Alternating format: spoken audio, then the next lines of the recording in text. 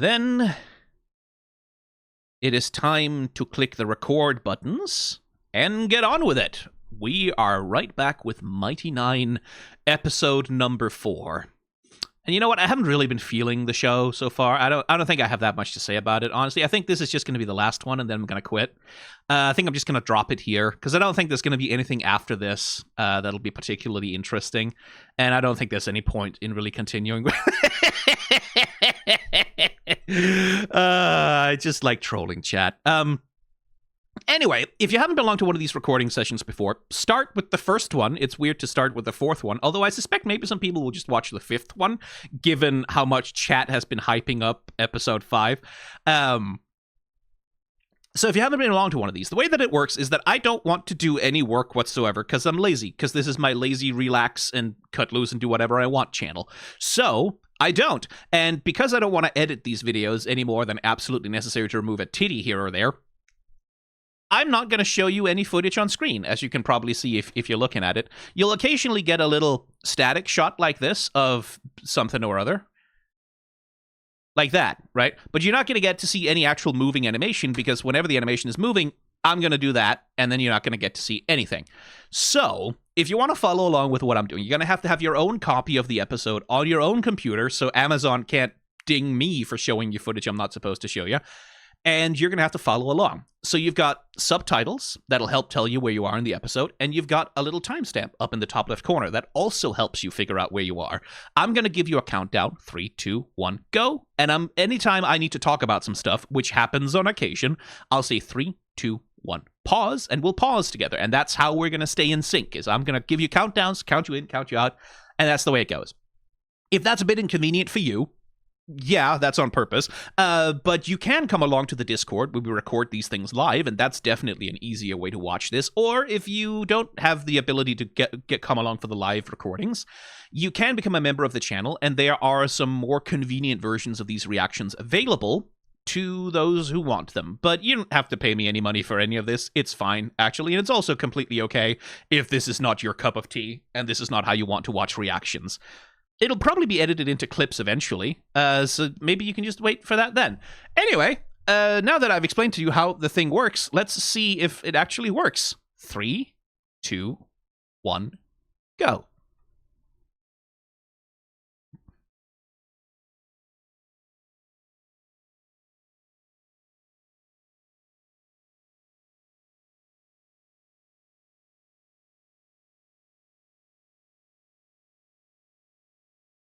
Oops.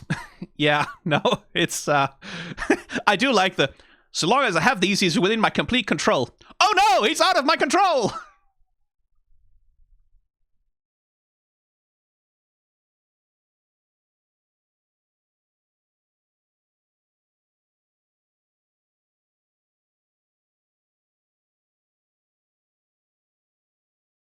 I guess we're going to be back with Mr. Can't Walk Normal for this episode, since he's being set up.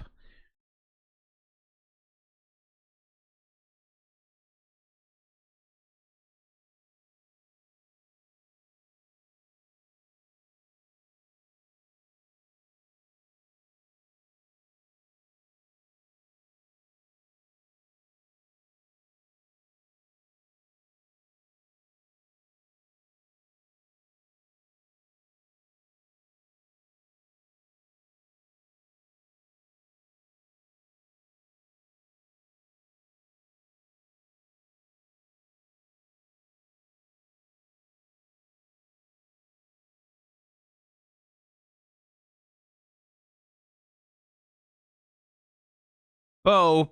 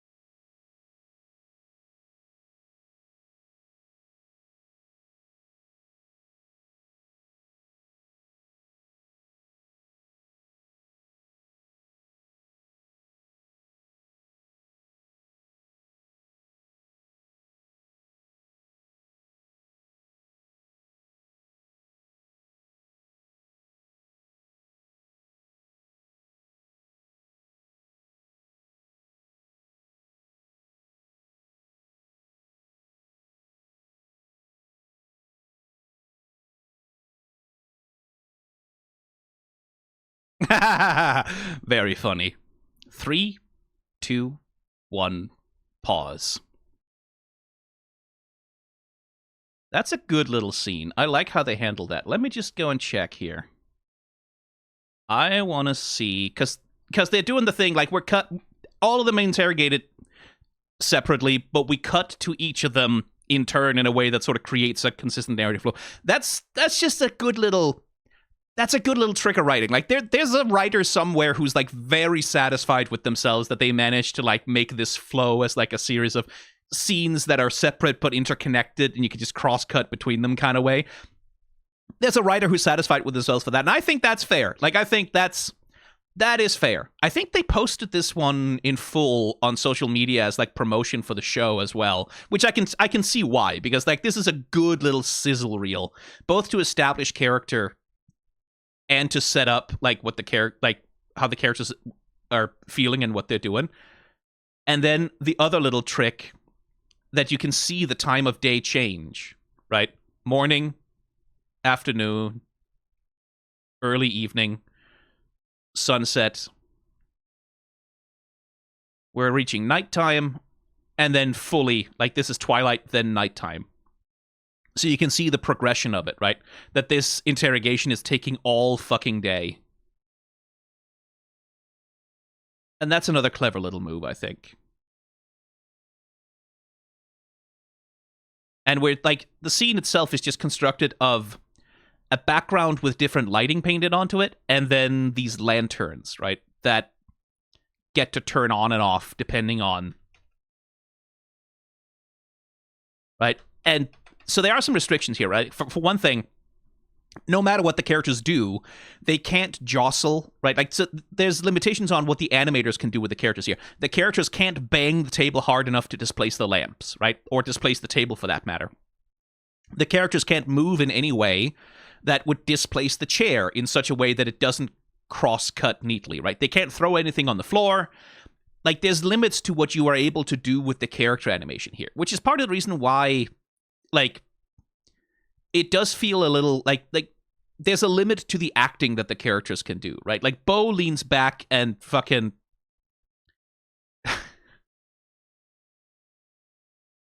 fucking gym bros, right? But her leaning back, she can't actually lean back in the chair. She can't actually lean it back and put her feet on the table or whatever, right? Like, there's limitations on it. And they navigate that quite well. And, like, the money shot of it, obviously, is this one, right? Like, this is the money shot. This is the one where they, like, really pulled into it. Because it's, like, good fucking foreshortening as Jester breaks out of the frame. That's the other thing, right? The scene itself creates a frame. It creates a little constraining space. The cell is pretty big and open and wide, but with the lanterns, with, like, the background here, you have, like, this little internal frame in the image that constrains the character, so you still get that vibe of them being trapped. And Jester is the first one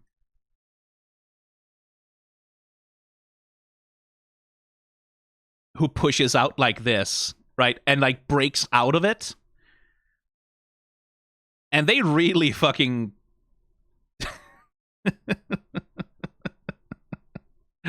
they really fucking go for it, like, heightening and extending her expressions in this, like, extreme foreshortening. It's really smoothly done, too. So, foreshortening like this, right? It's not 100% consistent with the camera, the way that she's foreshortened here. Because the way that she gets up and pushes her face right into the camera, air quotes, is the way that she's foreshortened, the way that she gets just distorted, right? Like, how big her head gets. The exact way that something like that shows up on a camera, or even in your perception when you're looking at it with your eyes, is, like, that's determined by a bunch of things. On a camera, it's determined by the camera lens, right? And if the camera had a lens on it that distorted Jester this much, it would also distort something about, like, the table and the lamps and the way that they handle, like, perspective in this. Like, it's a little bit of a fisheye effect almost on it.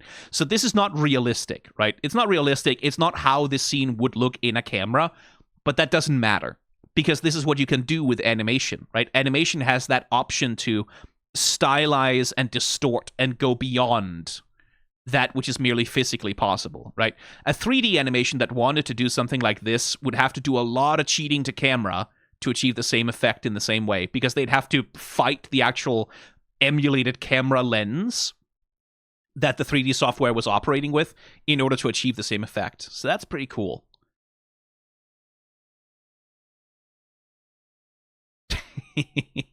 It's a good move. It's a money shot. It really is. Anyway, 3, 2, 1, go.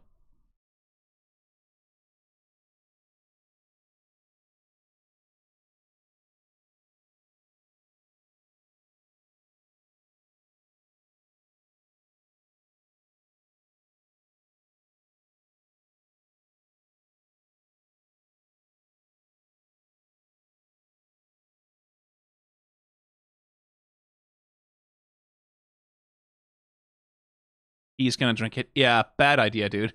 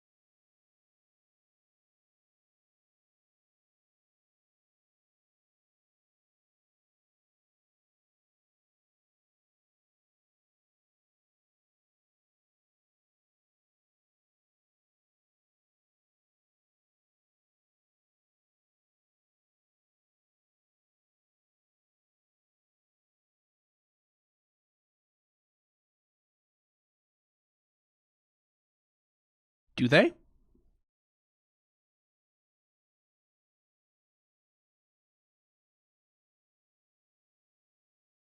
Hey, there we go.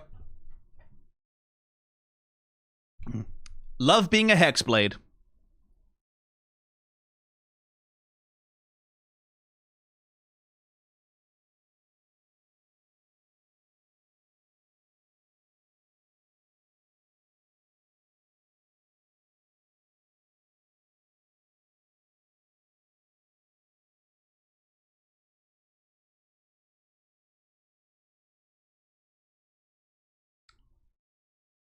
I have some questions about that. I have a lot of questions about that.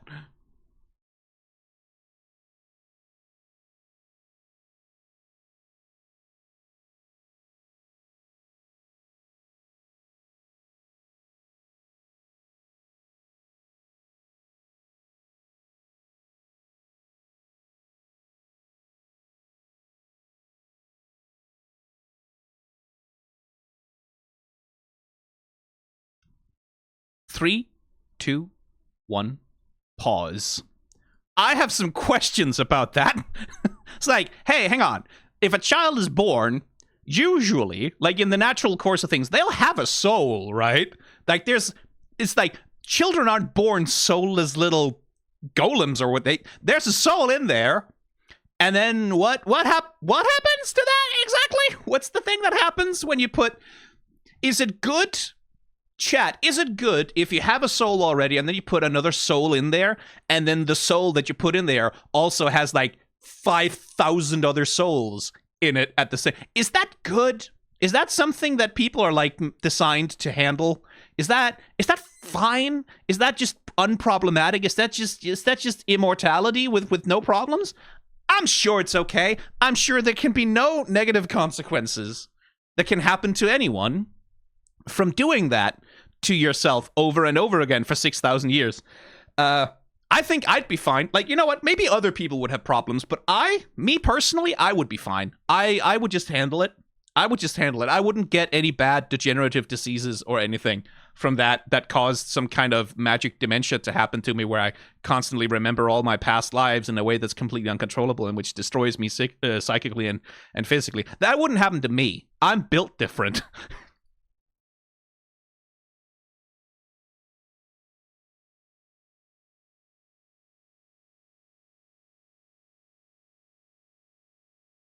Oh boy, not doing so hot.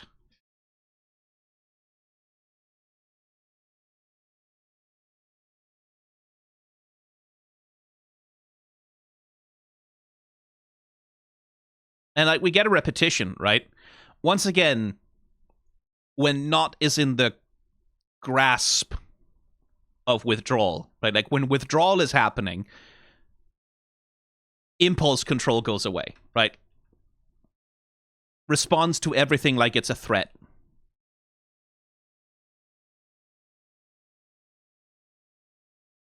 And isn't capable of self-regulating, right? So, like, touched on the shoulder, well, that's an attack, so we respond, right? Like, it's cornered animal behavior, kind of. And Bo, in much the same way, having once again not thought carefully before doing something and received a negative response, oh, violence, right? Step one, violence. Step one, physical confrontation. It's like, -9 to diplomacy, right? Instantly fight, because that's the only response she knows to any kind of setback or annoyance is fight it, right? Punch it with a fist. And we see Caleb having to play peacemaker, right? Having to manage Not's condition and having to manage Bo's responses as well.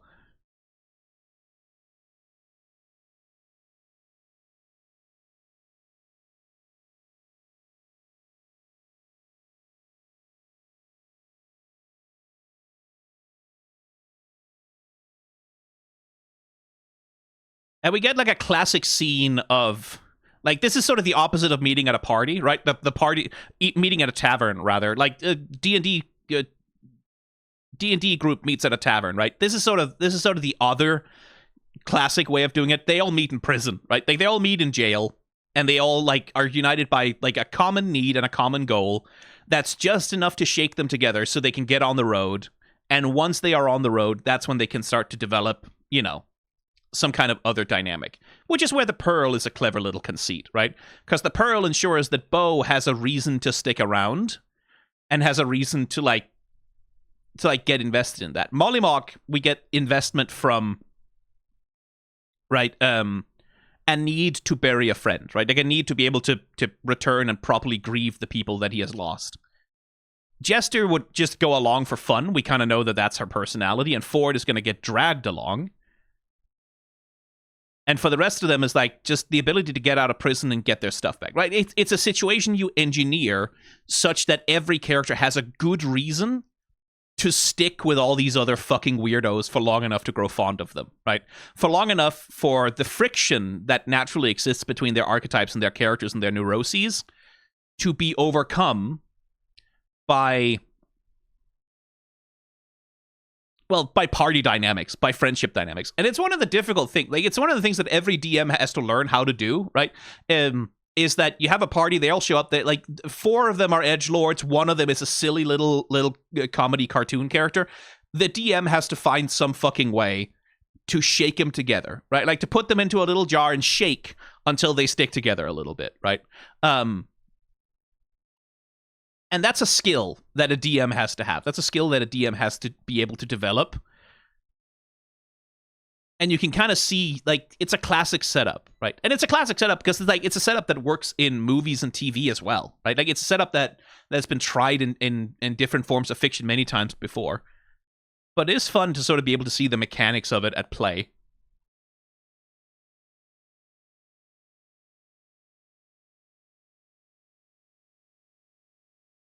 And I do like that both Not and Bo sort of notice that, like, yeah, no, not a ship's captain, right? Like, it does make me wonder, how long was he on that ship?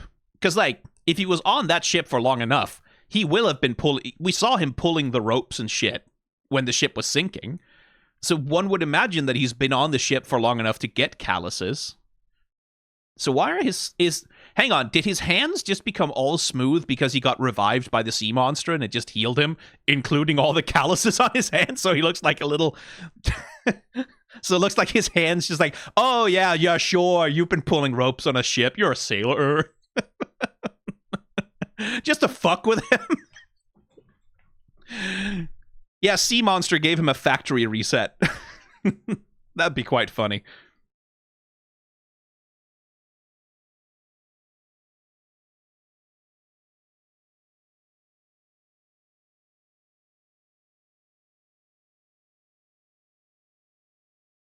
Mollymock having a very valid crash out here. Not even a crash out so much as just like, honestly, exercising remarkable restraint is Mollymock. Mollymock would have every reason to fight all of these people.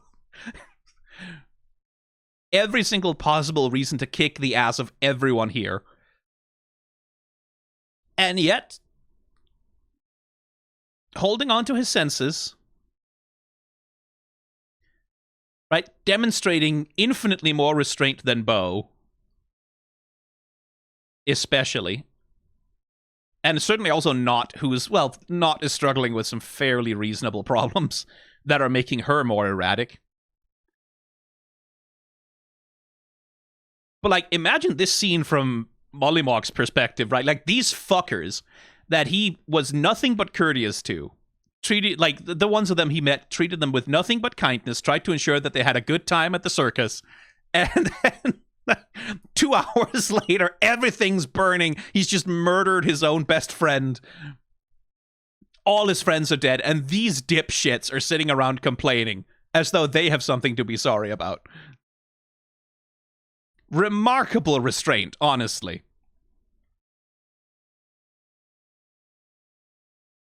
He's earned, like, a swing, at least at Bo, Caleb, and Not, right? He's like, earned a slap at them. Not so much at Ford and Jester. They were innocent bystanders in all of this. Not really their fault. But he's earned a swing at those 3. like at least one good clock right on the jaw, I feel like would be fair. Because, like, Jesus Christ.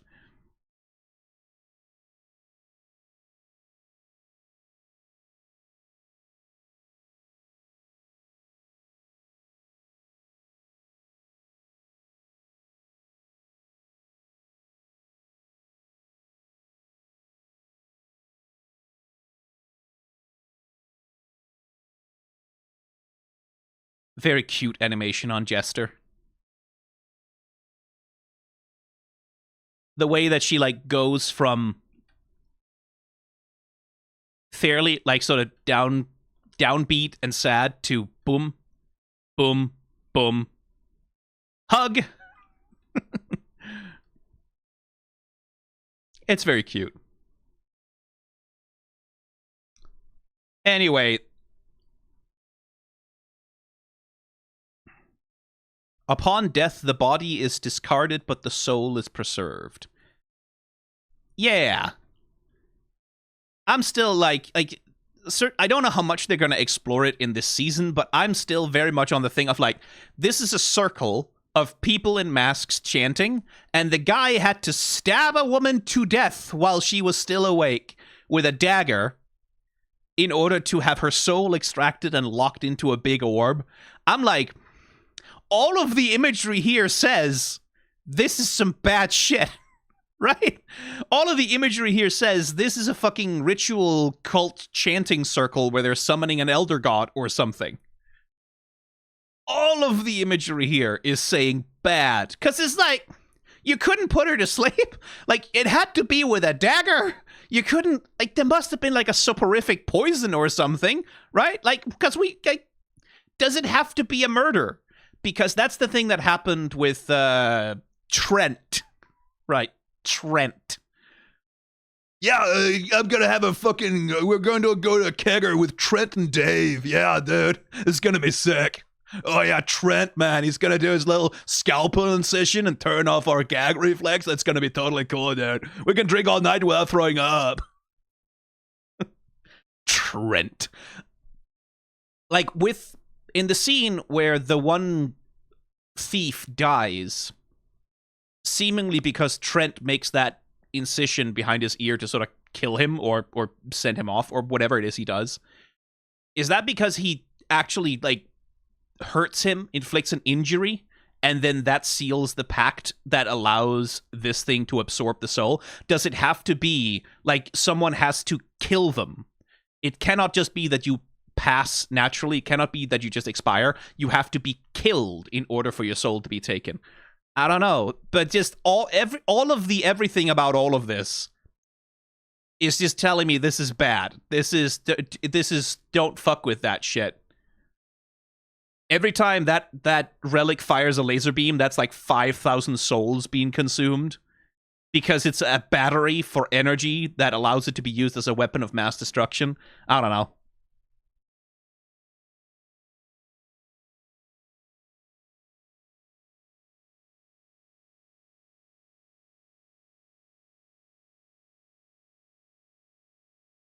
Anyway, 3, 2, 1, go.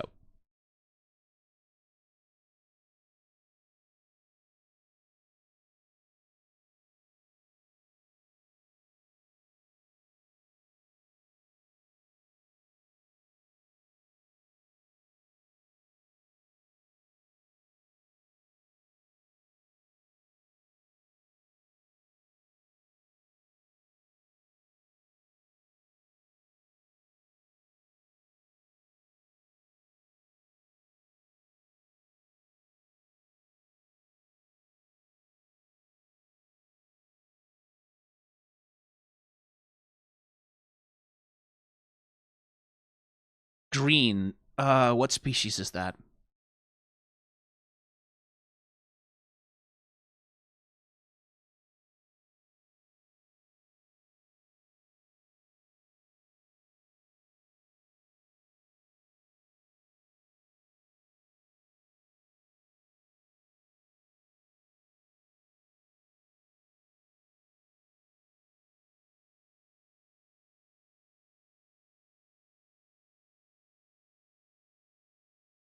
Huh. Might be that the ritual has some purpose, huh?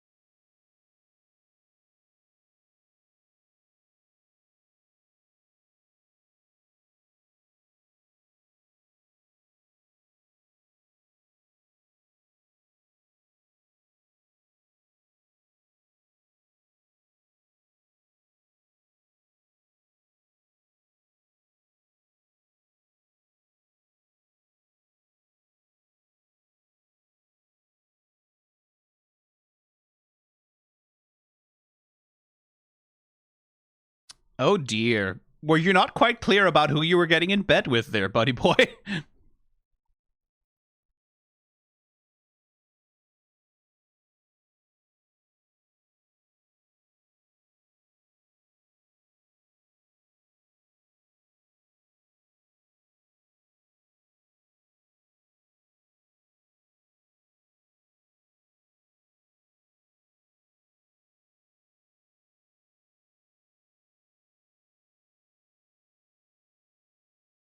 Disguise self. Well established, too.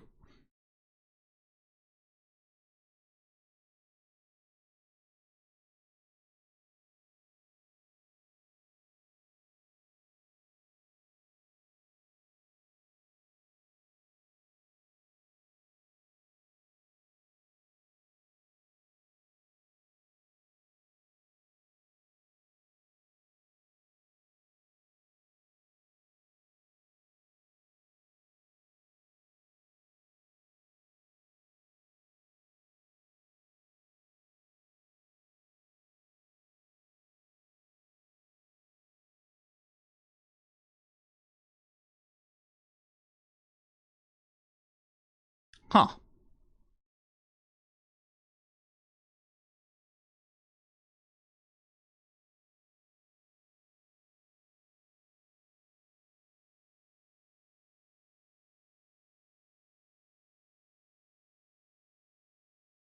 Eldritch Blast.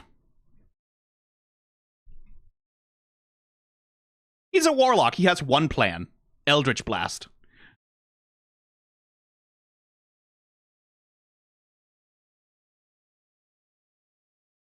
Well, it's a start.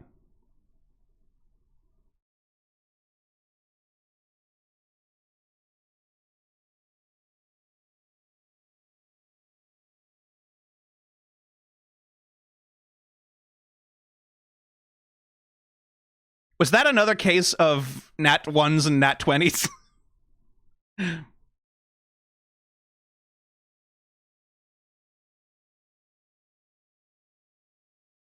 Hey, a mending spell. Nice.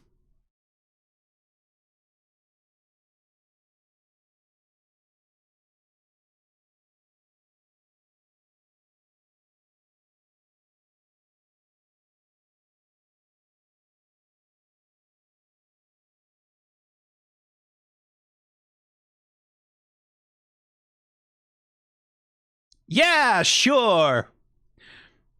3, 2, 1. Pause. Just like, oh, Essek. Oh man, if you were just a little bit more socially literate, if you were a little bit smarter. Hey, why do you think he's pushing you so hard and exhausting you, dude? Why do you think that he's making you do this so much and exhausting you? Is it maybe so he can get you into a headspace where you're kind of desperate to be rid of the responsibility, so you might be amenable to teaching him so he doesn't need you anymore? Oh my fucking god, dude. I mean, yeah, I mean, fucking Trent is having a great time manipulating this little twink. Like, Jesus Christ. Why don't you teach me how to open this? I can open it and I won't need you anymore.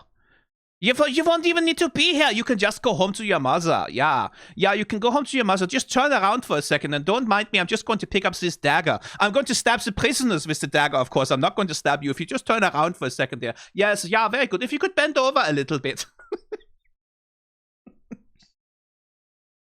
Oh yeah, of course. I'm only learning how to open it because of I want to be very helpful to our partnership. Yeah. Oh my god. Dude. If I can spot it, man, like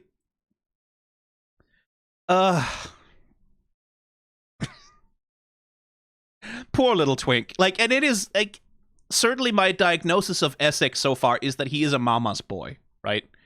He's a mama's boy, Reddit atheist little shithead, right? Like, who's lived in a very coddled society all his life, the very heights of society, used to power, privilege, money, right? And he's very clever, and he's probably quite powerful in his own right, but he's never really had to deal with someone who just does not give a shit if he lives or dies, right? He's never really had to deal with someone who's willing to step over him like an ant to get what he wants. Like, I just think he's sheltered, essentially. I think he's a little bit of a mama's boy who's been pushed, like, who's, like, already annoyed. Oh, society, they're all worshipping this religion bullshit. I watch Richard Dawkins videos on YouTube, and I'm smarter than all of them. And having already rejected, like, one social dogma, right? Having rejected the dogma that the relic is sacred and not to be touched and messed with, he's in a position where he's like willing to go the extra step, right? Like commit the extra transgression because his mom is dying, right? His mom is dying and he can't face that, which is, again, like on a human level, very reasonable that his mom is dying, especially in a society where your mom is not supposed to die. Your mom is supposed to grow old and then maybe get a little sick, and then we stab her with a knife in front of a thing, and then her soul gets taken in there, and then she comes back in 10 or 15 years when she, like, her new form becomes an adult, right? And then you don't have to lose her ever. So he's grown up in a society that doesn't really deal with death, right? That doesn't really deal with death and grief. And now he's faced with his mother having a condition where she is going to be killed, right? Like where she's presumably going to be denied the reincarnation and he's going to lose her forever. So of course he's nervous, right? Of course he's in a vulnerable position. Of course he's easy to manipulate. But also, dude, it's like you have to have some small level of suspicion about this man who has just had you kill several people for no good reason. I thought we could just begin. Yeah, like I've brought all these prisoners. You know, I mean, if we brought all these prisoners up here already, yeah, and the prisoners are there already. And if we don't do it now, we'll have to take them all back down, and I'd have to ask the servants to take them all back down to their cells. And honestly, it would be such a hassle. Yeah, couldn't we just all stab them all to death immediately and suck their souls into the orb? Yeah. Yeah, nine. There's no plan here. I just got very excited about the experimentation, and I brought all these prisoners up here. Maybe it was a little bit too many, yeah. Aber das ist nicht ein Problem, yeah. Let's... I'm sorry, I just can't get over it. He's a fucking German named Trent. Yeah, it's my buddy Trent, yeah. Yeah, he goes to Bergheim. He's very cool. Yeah, every evening. Oh, we love Oktoberfest, yeah. Me and Trent always go and get shit-faced, yeah. It's very cool. I just can't. I'm sorry. I'm Danish. I already cannot take the Germans seriously, but you cannot name a German Trent and expect me to take him seriously. Caleb is fine. Caleb is okay, but you can't call him Trent. Oh, Christ. Okay, I'll try and control myself. 3, 2, 1, go.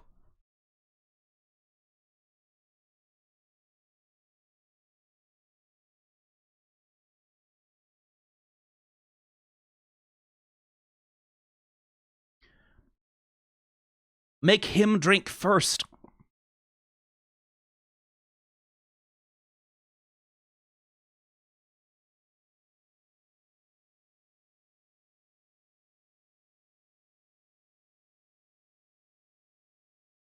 Maybe you shouldn't tell him that.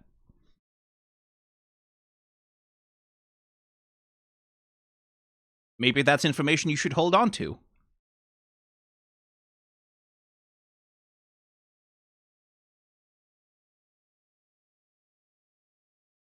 Yeah, it's maybe like maybe countries are a bad way to organize the world. Maybe we should abolish borders or something. Although I suspect that's probably not what he means, is it?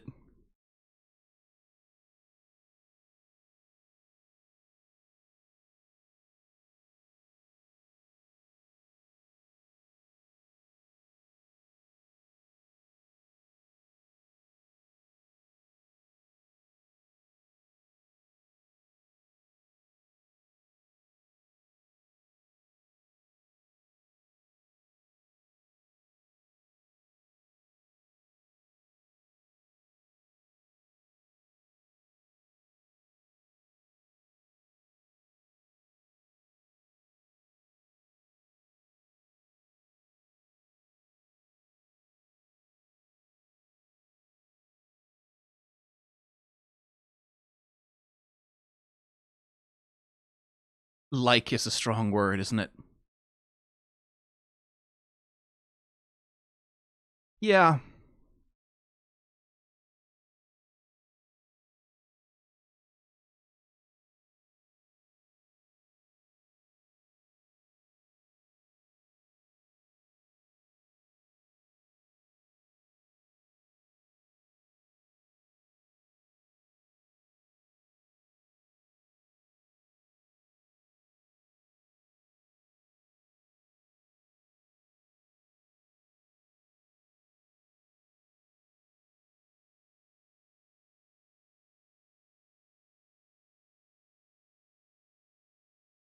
No.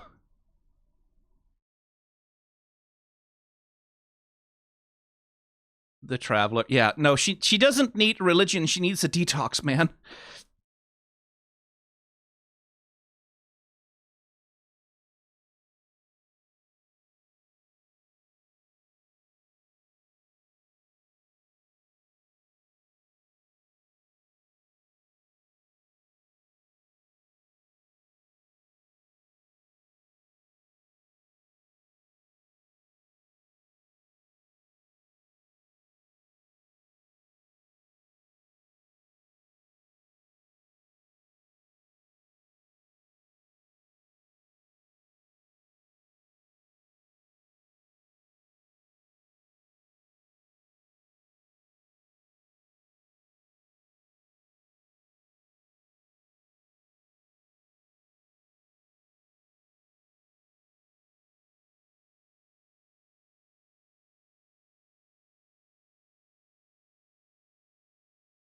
Yeah, Jester's gonna have an interesting time encountering a problem like alcoholism, I suppose.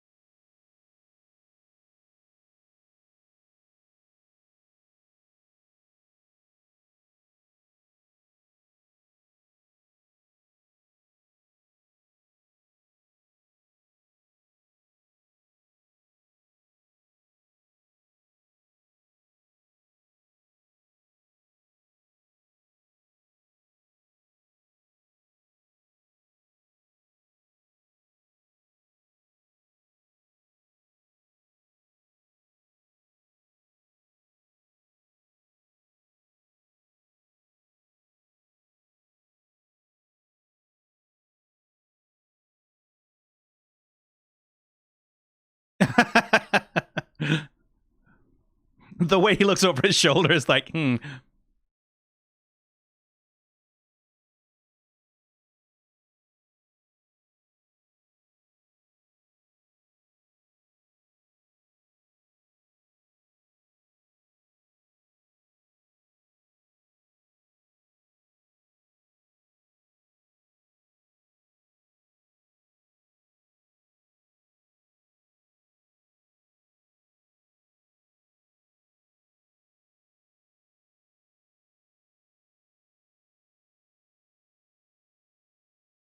monk things.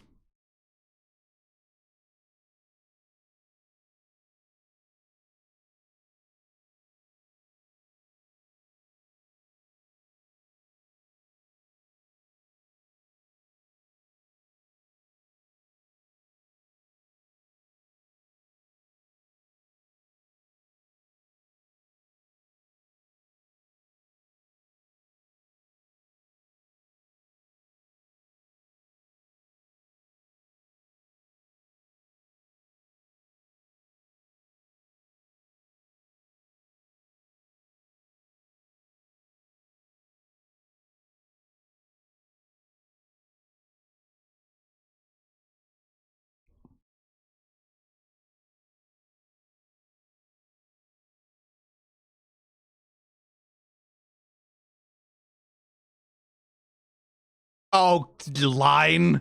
What a line.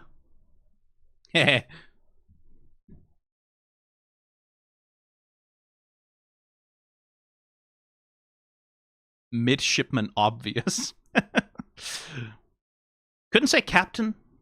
Wouldn't even give him the captain rank.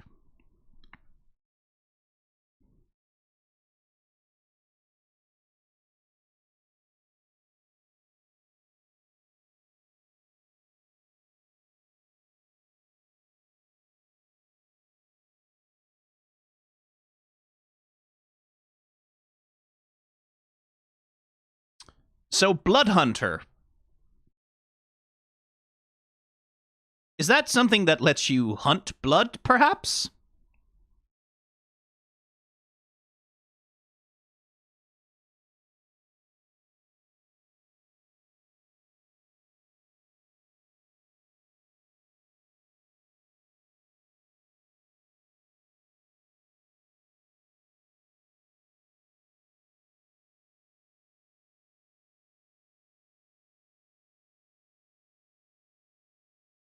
Oh, he hunted some blood.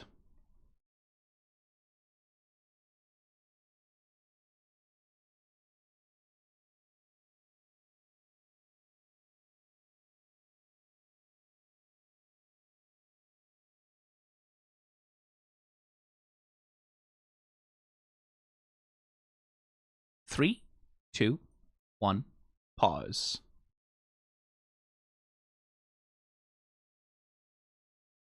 I want to have a look at the backgrounds here at the circus.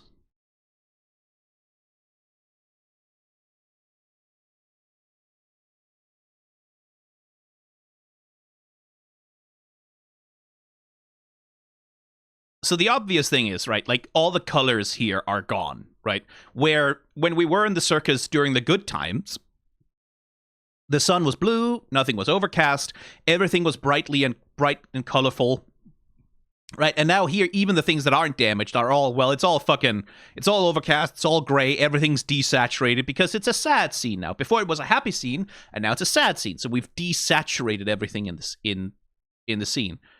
I do also like. Here's another advantage to the roughness of the approach, right? Because the show has like we've talked about, a very rough approach to backgrounds, right? Like lots of texture, lots of everything all over it. It also gives, when you desaturate everything, when everything's saturated and bright and colorful, looks fine. When you desaturate things, it does also very quickly help give it that sense of being kind of run down and ragged and fucked up, right? Which again is the vibe of the circus here, is like it's the aftermath of a tragedy. And because there is so much texture to work with, because the show's aesthetic has access to so much texture work, to so much like grit in its aesthetic, which it wouldn't have if it had a much cleaner background aesthetic. You do, even in the place where like the circus is undamaged for the most part, right? Like even here where things are fine, everything looks like it's been burnt down a little bit. Everything looks like it's been trashed. And you can sort of get that just from managing the colors.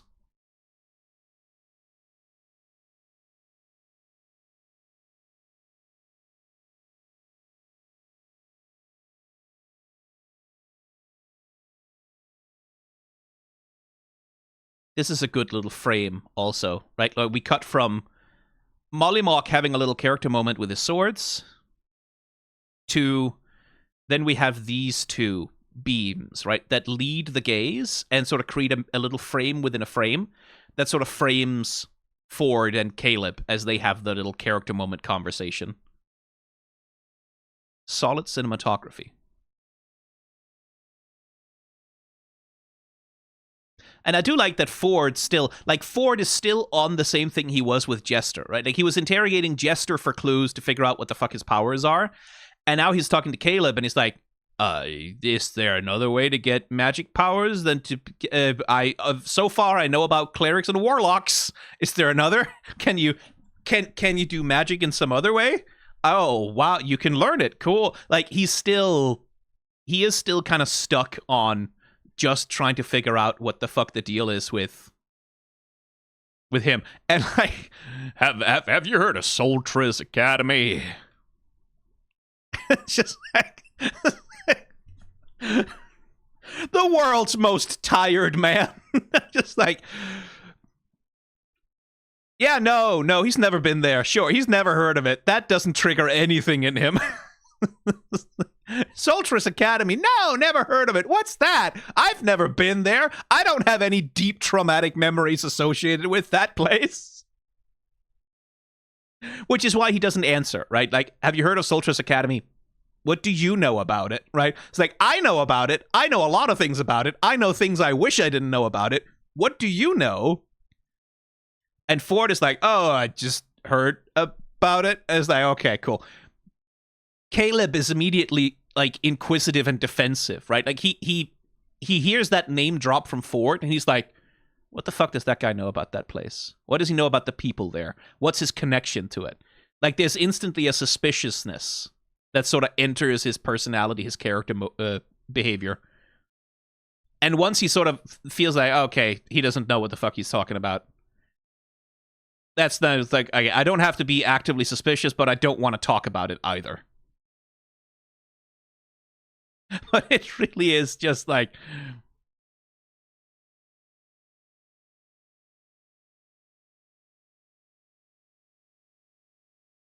it's like someone mentions your hyperfixation, except brackets negative, right? Hey, have you ever heard about this thing called Homestuck? Looks over, she's like, what do you know about Homestuck? It's like, are we about to have a fun conversation, or is this about to be really bad?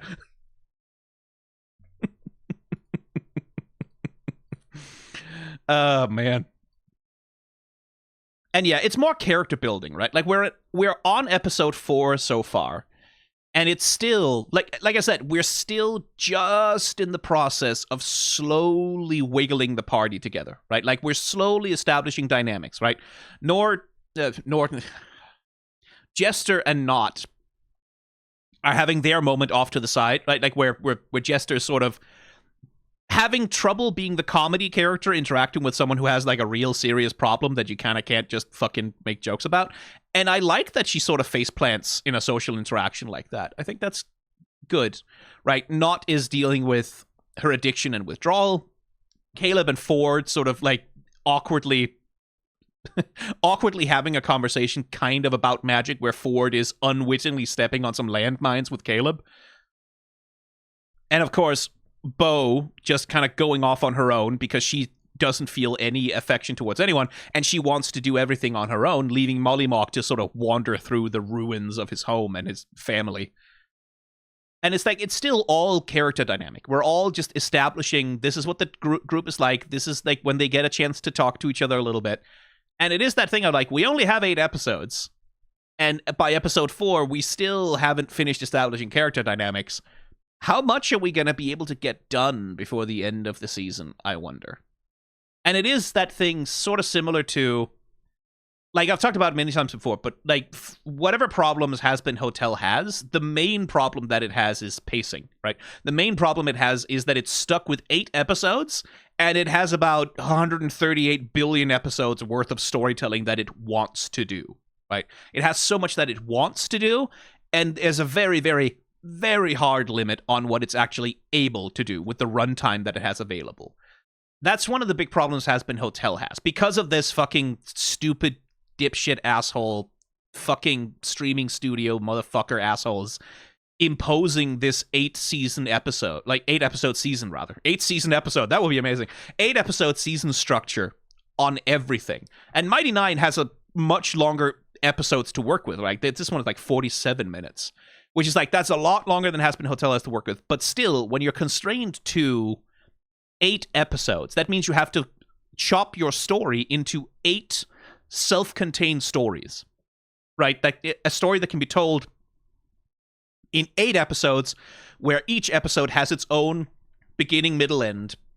It has its own dramatic rising tension. Like, it has its own, like arc of drama. It has its own narrative arc. It has its own, like, the character goes from one place and then enters another, where you don't, like, you can't end every single episode by just cutting off halfway and saying, it's part 1. It imposes restrictions. Like, it imposes restrictions on the kinds of stories you can tell, whereas, like, if you had 16 episodes at 22 minutes, that would allow you to do some different things, right? Like, that's still restrictive, but God, we used to have 24-episode seasons of things. We used to. That used to be a thing that existed.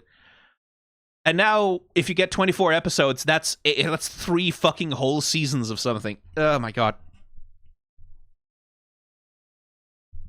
And yeah, the worry in the back of my head is like, Mighty Nein is going to be able to establish some really fun, compelling character dynamics, and then the season is going to end. Like, that's the fear in the back of my head. It's like, the whole first season is just going to be introducing the party to each other. And using 8 episodes on that is perfectly reasonable in a show that has 24 episodes to work with, right?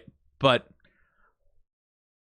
it is the sort of thing of like, we're not going to get a satisfying conclusion then, are we? That's my worry. Like, I hope I'm wrong, but it's just in the back of my head, there is this thing of like, there's not a lot of time left to do all this, so I get impatient, right? Like, I'm sitting here watching these fun character interaction, and in my head, I'm just looking at a clock going, okay, but we kind of have to get to the next plot. There's the barbarian still running around somewhere who's supposed to be here, I think, is like part of the party going by the intro. And like, we're not even done putting the party together. Like, get a move on. And I don't like that. I don't like that I'm so conscious of the 8-episode limit.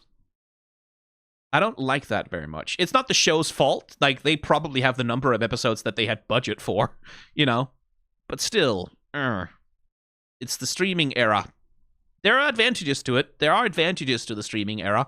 There are good things happening. Like, the streaming era is also why we have indie animation like what Glitch is producing nowadays. But there are downsides. Anyway, 3, 2, 1, go.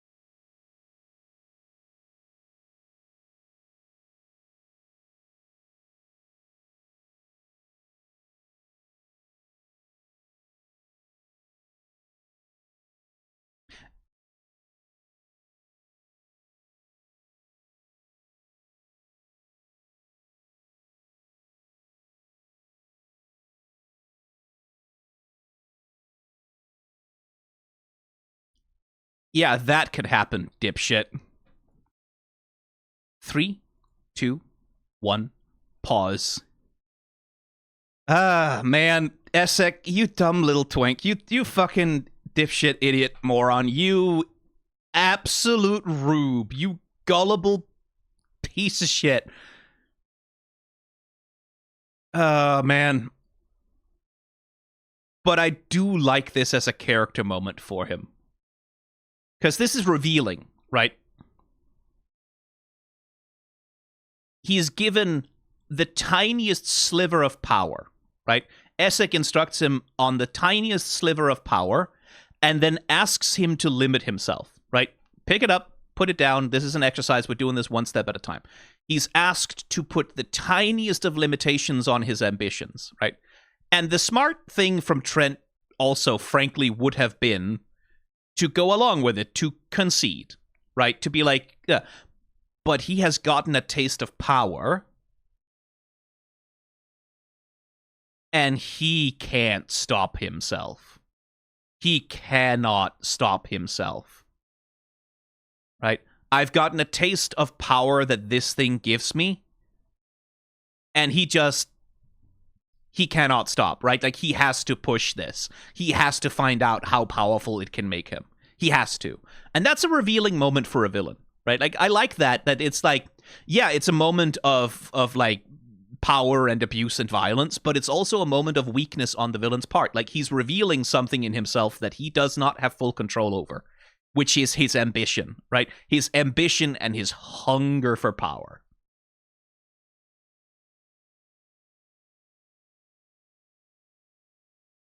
And another thing that I quite like, everyone's pinned to the ceiling, everyone's having a bad time. Essek goes on his ass, because of course he does. But Trent's assassins, his little thieves, they land on their feet, which, like, class feature, I'm sure. But visually also, they're used to this. Like, that's what I take away from it, is like, yeah, they are kind of used to Trent. Trent. They are kind of used to Trent doing some fucking shit, some destructive, excessive fucking shit that they have to be ready for, right? And they have to be ready to handle the consequences of it. And Essek is not ready for this, right? Like, Essek is not ready for this to go too far. He's not ready for this to turn out in any way that's unexpected. The two assassins, though, they're ready for shit to turn sideways. They're ready for shit to go south. They're ready for shit to get violent. They're ready for shit to go further than it needs to. Essek is not ready for it. He does not know at all how to deal with someone like Trent, who is willing to go so much too far on such a drop of the hat, right? Essek is not ready for it. He's off balance. He's incapable of handling it. I like that as character storytelling. 3, 2, 1, go.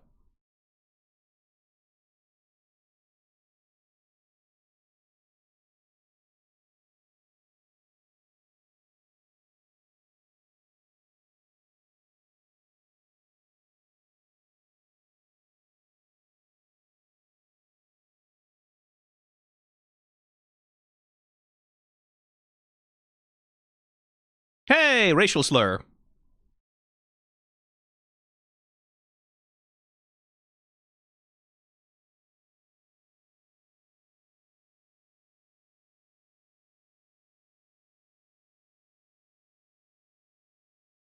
And he mirrors the racial slur.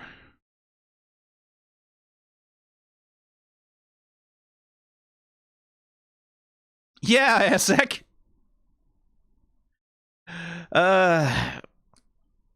You fell for a charming and manipulative older man. You're not the first twink to do so.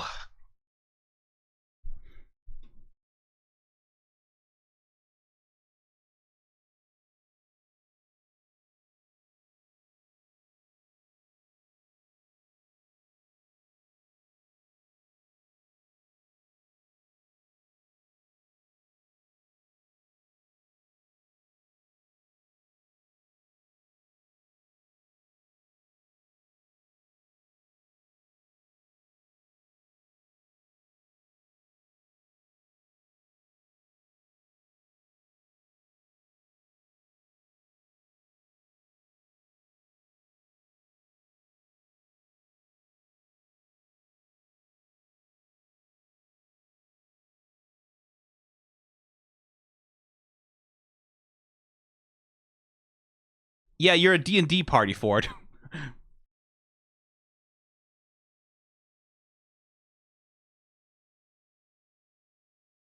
Yeah, you did. You did. And he was right. Now, what are you going to do about it?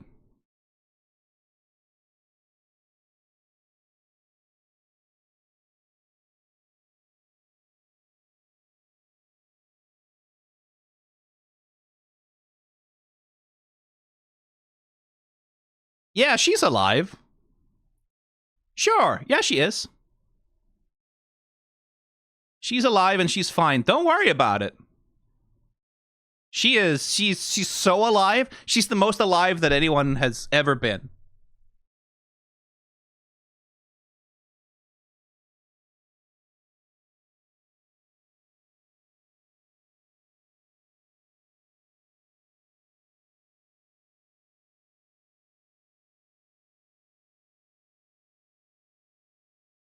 She's not a lure. It's not a trap. Don't worry about it. You're fine. Just walk towards it in like a nice, like, concentrated group, and then if something jumps right into the middle of you, you'll be okay. Nothing bad will happen. If I was in a D&D party, I'd be doing the same thing, just to be clear. I'm mocking them from the outside.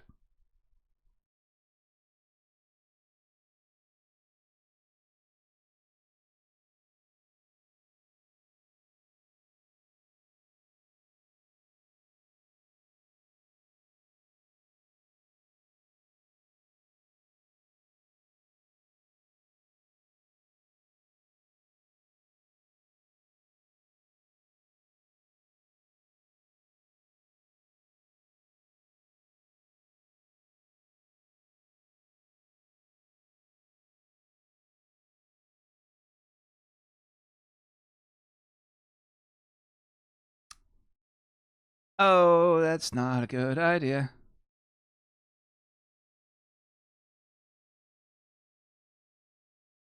I will say, like, good on the Devil Toad for giving them a chance to leave. Like, giving them a chance to walk away.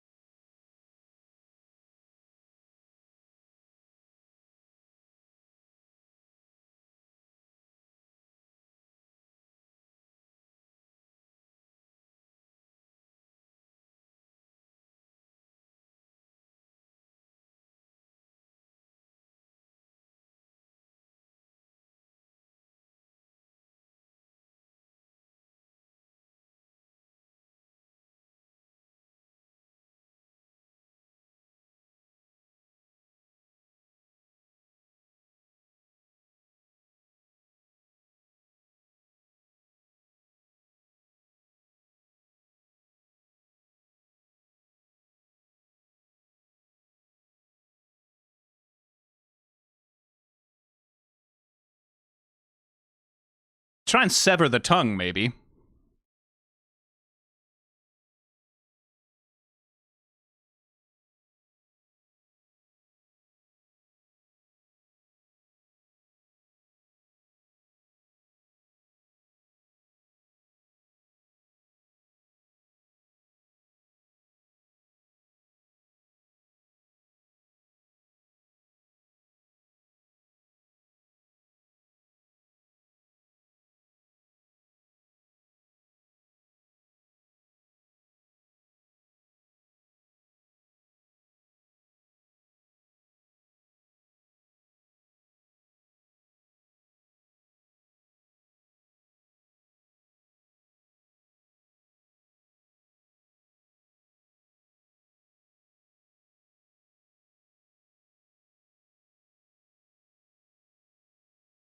Hamsters!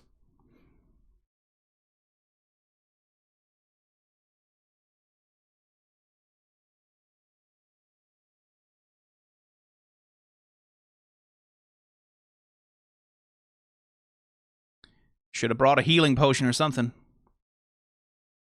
Or a cleric. Clerics are good.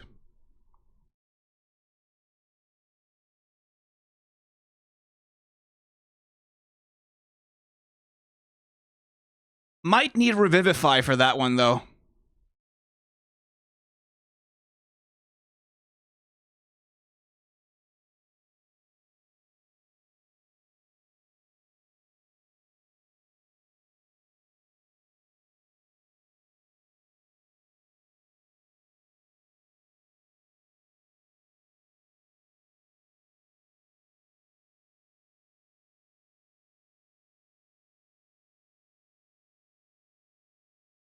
Yeah, you said it, buddy.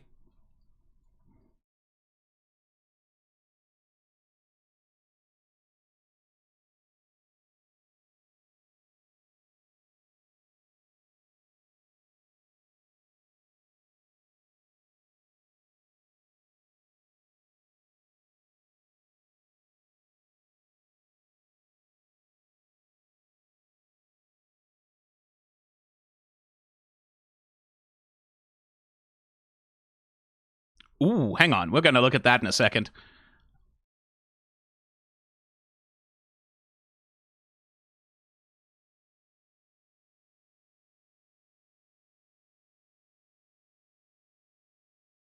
Just going to let this play out first, though.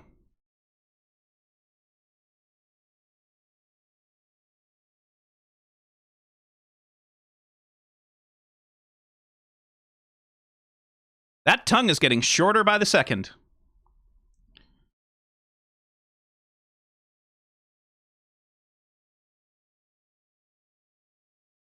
Yeah, that'll do it.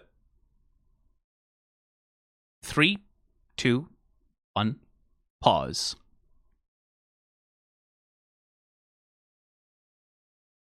Okay, let's see now. Poor Essek.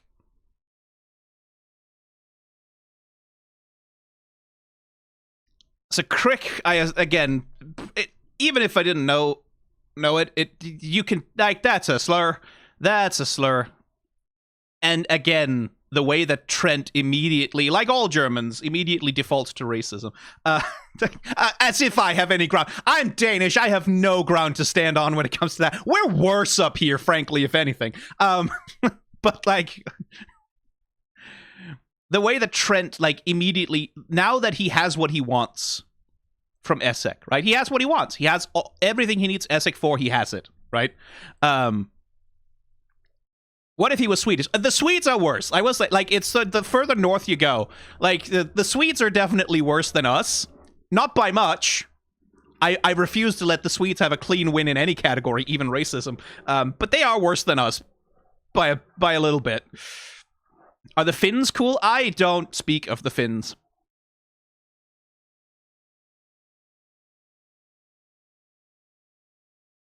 Just don't do that.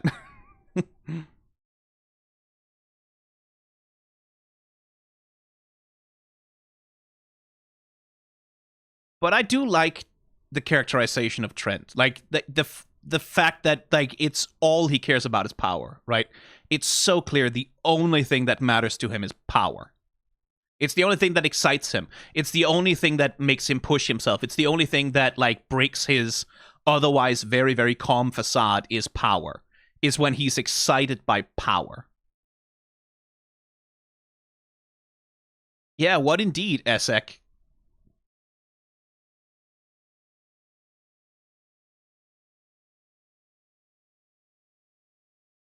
What a cute frog. Very much in contrast to the other toad we're looking for.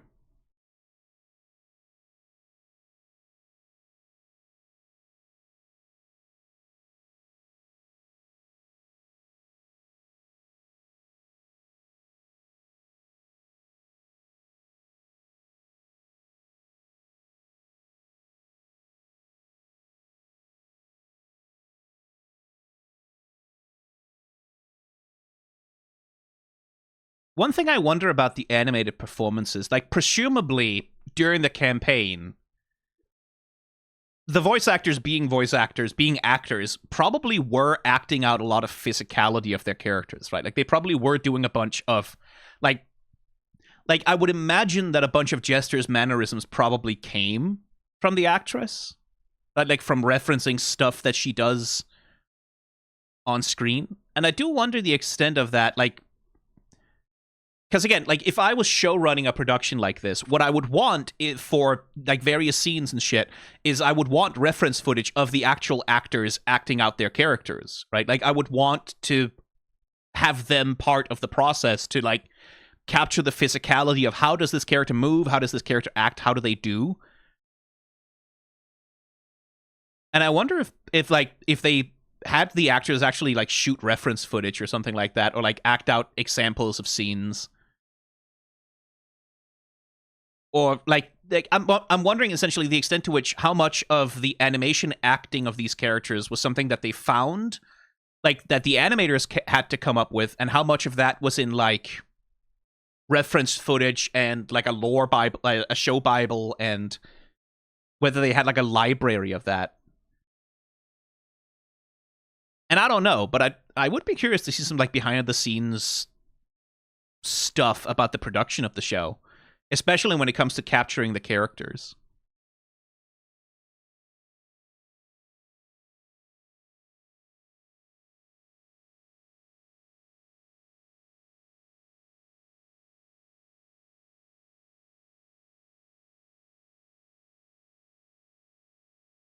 Ah, Bo, you're such an asshole. Brackets affectionate.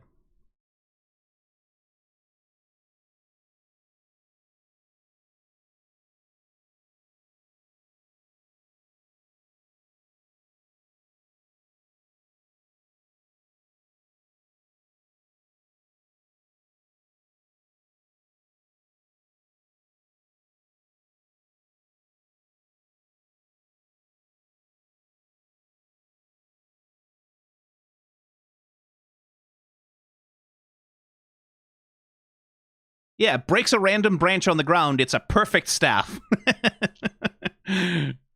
Trees grow in straight lines, right? That's normal. It's a conceit, you know, but it's funny. I'm still quite in love with the visual effects on Ford's Warlock powers, though. Like the combination of like liquid water and then like these dark fucking Warlock aura things.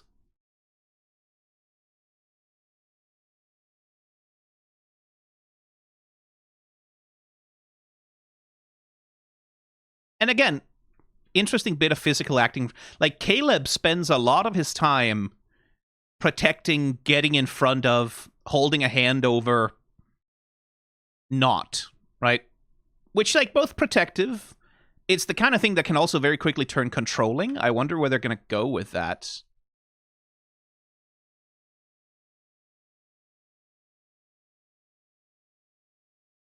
Because, like, Caleb clearly has more than a little bit of connection to Trent. I wonder how many traits they have in common.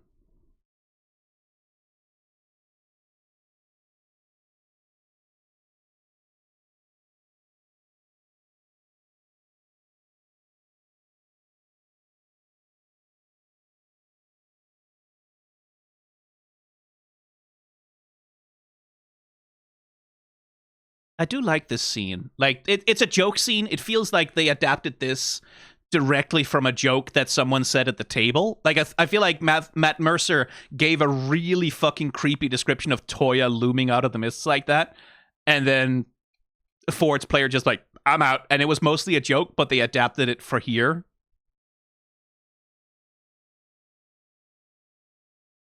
But I do like, again, some good physical acting choices with Jester. Like, she grabs Ford and then pushes into the camera. But before she speaks, there's this little gesture of, like, taking the lollipop out. And I like that we're getting full animation on it as well. I mean, I'm sure there's some copy pasting, but it's full animation. It's quite good. The lighting in this scene is also really good. Like, they're doing the classic thing, right? Like, where we have this glowing, non-specific fog from God knows how the hell there's that in there. But it allows for an excuse for all the characters to be underlit. Right? To be lit from below.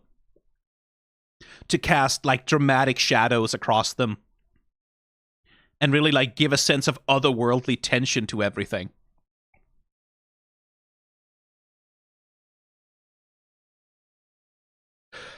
Oh, hiccups.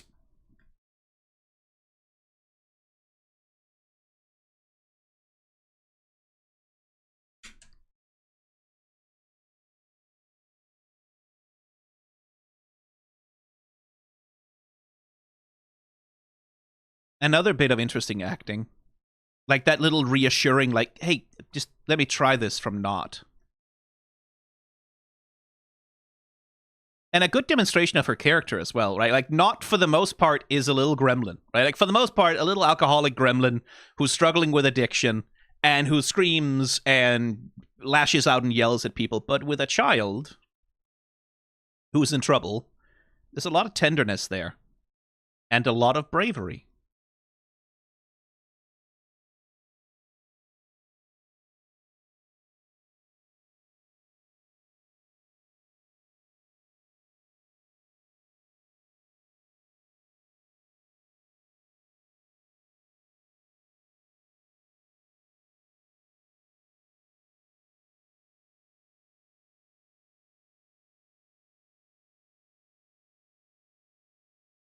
Sorry, couldn't help myself. Very much that one scene of Bilbo in Lord of the Rings. And the artists are having some fun with it, too. Nice texture work, also. Like, they're really sort of, like, distending her eyes and going very hard on the physical transformation.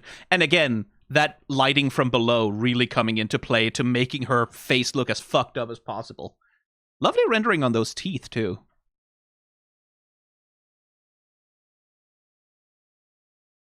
And it literally is just the toad going blah, blah, blah, blah. Like blah, blah, blah. Whee! It's just like it just wanted to jump scare her. And then we do a little simulated dolly zoom. So a dolly zoom, again, something I've explained before, but you know that scene in Jaws when the guy realizes that the shark is in the water and then the camera zooms in on him and then the whole background just kind of goes, whoa. That's a dolly zoom. And it was achieved back in the day by using the zoom function on a camera, right? So the camera zoomed in on the actor real quick while the camera was being moved on a dolly, which is like a little track thing. And that's what creates that weird effect of like the whole background distorting, is because when you change like the lens focus, it changes how the lens in like takes in the light from around the scene, so it can distort the whole scene. Now, a dolly zoom can be done a lot of ways digitally. Like use it plenty in the digital Circus, for example.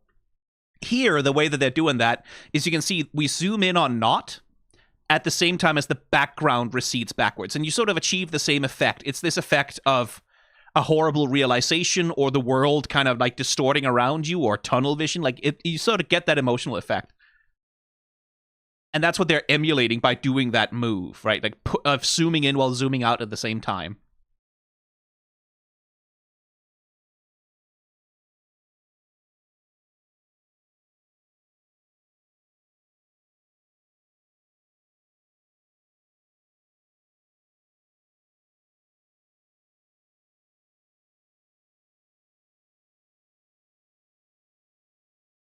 Oh, poor girl.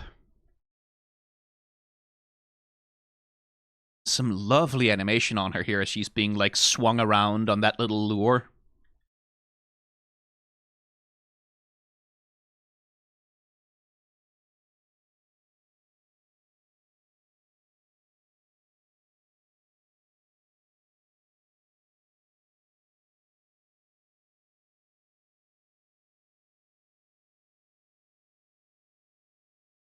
Yeah, so it's deliberate. We're doing like an S curve thing, like where it swings around like that, like so to the left, and then we sort of get this slow curve up, and then to the right, and then to the left, and it's like a very appealing way to swing. But it also, because we're swinging left and left, right, we also get lots of opportunity for dangle, right? Like for her body to be kind of limp and just kind of following the manipulation of the tongue to sort of establish the physical shape that she's in, i.e. bad.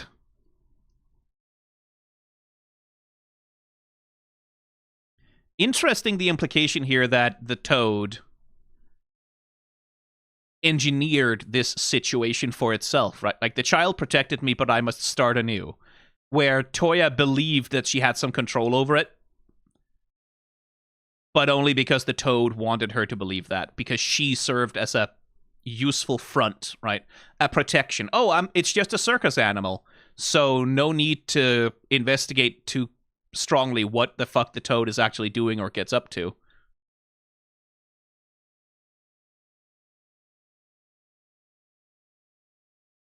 It certainly justifies killing the fucking thing.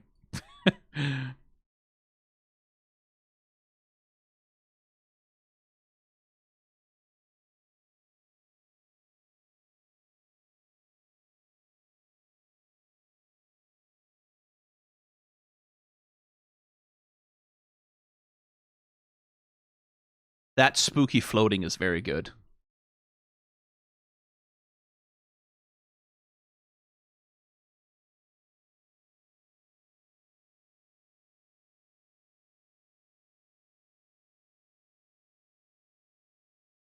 Yeah, some very nice little facial animation on the toad. That must have been a bit of a job.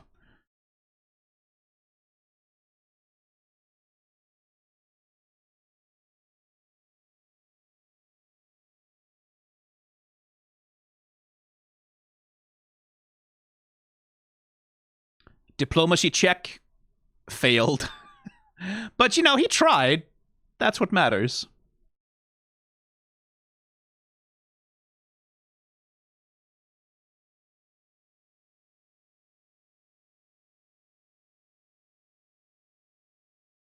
Yeah, there's just a bunch of, like, not sort of mind-blowing, but just good character animation happening here.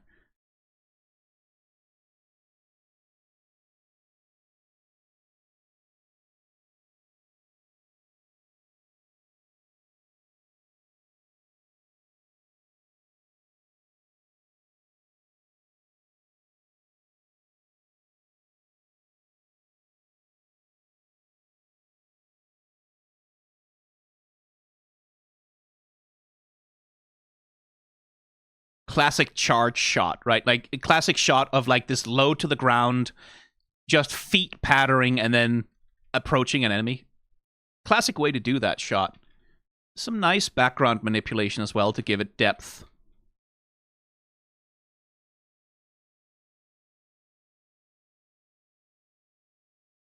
And then,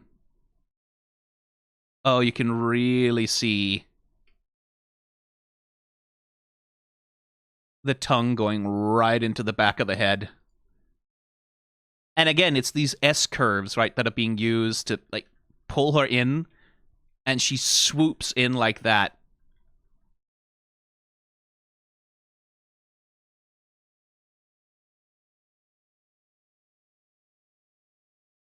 And more good dangling. The billowing of the dress is doing a lot of the work here, of really giving her that limp body feel.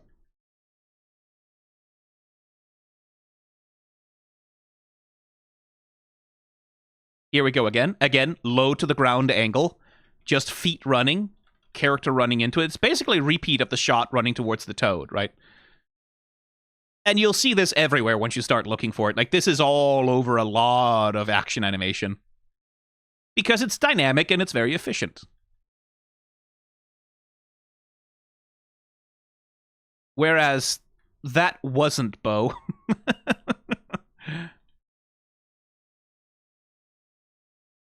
Ooh, God, like, even if the tongue hadn't killed her, is like, she's getting a lot of whiplash. Like, it's not good to be held by the back of the neck and then flailed around like that. God damn.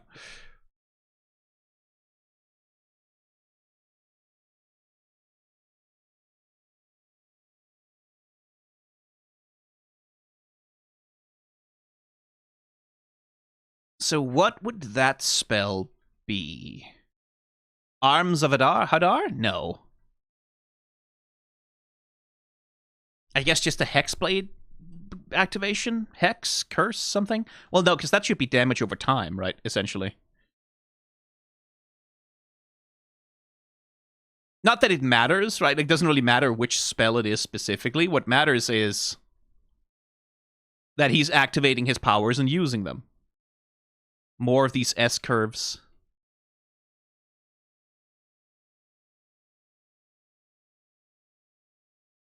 That must have been a hell of a day for the animator who had to handle, because like that's a lot of complicated animation to do on her body with the tongue and everything.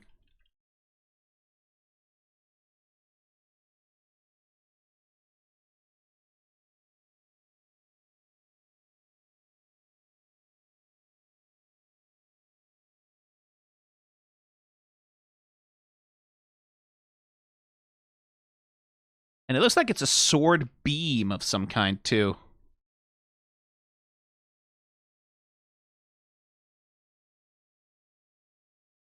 More really good tongue management here.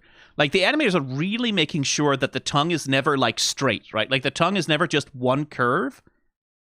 It's always, like, these S-curves and, like, as many creaks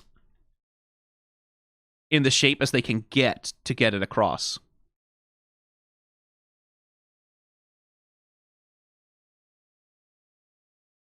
Ukotoa. That's probably fine. That's probably not going to come back. Nothing bad is going to come of this. Only good things are going to come of that. He can cut frog tongues. And when people have, like, black eyes and, like, veins that spider web out from them, they have, like, a really distorted grin on their face, that's usually foreshadowing for good things.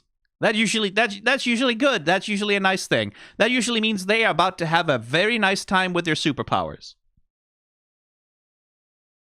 Another good little jump.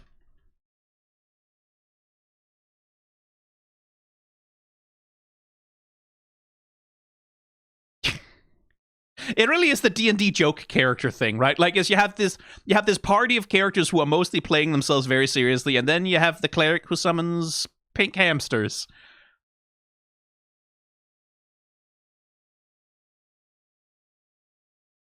It is one of those things that can cause real tone problems in a show if it's not managed. I think they do a reasonably good job of not letting Jester get way too much.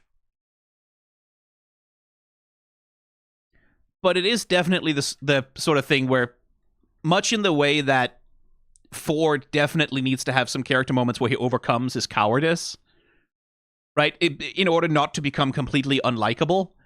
It is definitely a thing that I do need Jester also to have some moments of, like, dropping the nonsense for a second to avoid becoming obnoxious, right? Because it is very funny that she, for the most part, is talking to imaginary friends and is sort of not present in the moment. And it also aligns with her character, right? Like, Jester is someone who is, to a large extent, divorced from the present moment, right? And that's part of her characterization. That's part of her character problem. Like that's why she got in so much trouble that she had to flee her home, is because she is sheltered and divorced from reality in a lot of ways. But it does mean that at some point in the show, I do need her to also have to come to grips with reality a little bit. Not necessarily yet, not even in the first season necessarily, but just at some point, you know? Like, for example, here, it's good that she takes the role of being cleric seriously, right? The Traveler can do even better, but then also she does put her fucking soul into trying to heal this girl. She's not doing stupid banter right now, which is good. By the way, shoutouts to the lighting artist on this. That soft VHS-ass glow is real nice, and I like these ribbons. The way they're animated. They look really good.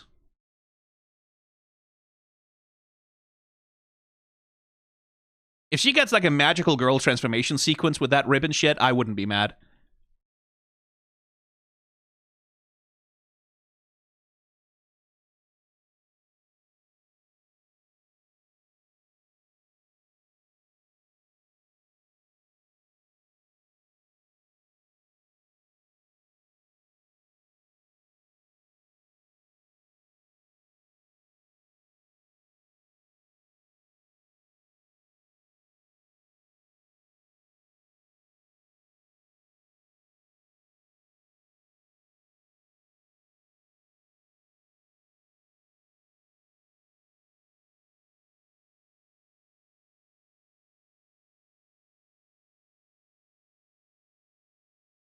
Yeah, there's a good animator working on that toad.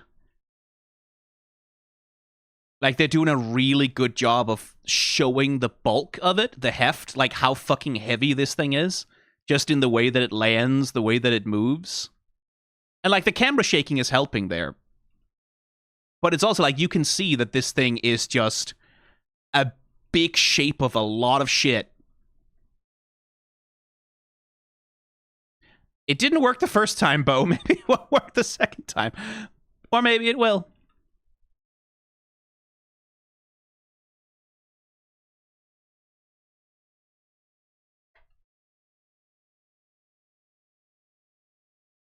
Yeah, look at that. Smack. And we get like a little trail here. And like that turn in the body, right? How the whole volume, the whole anatomy of it is getting like smacked over to the side. And then that motion follows through the tongue as Bo is being thrown around. And then set up that tension here and whip around.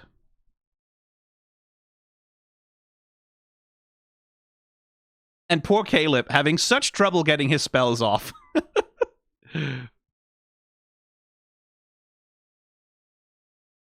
In fairness, it's a little harder when you're working with an enemy that's intelligent enough to target the wizard.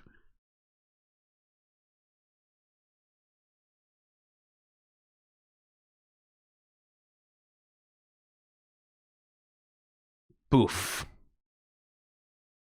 And like upon the hit, like it hits, and then we get that kink, right? Like we get like the tongue snapping from it.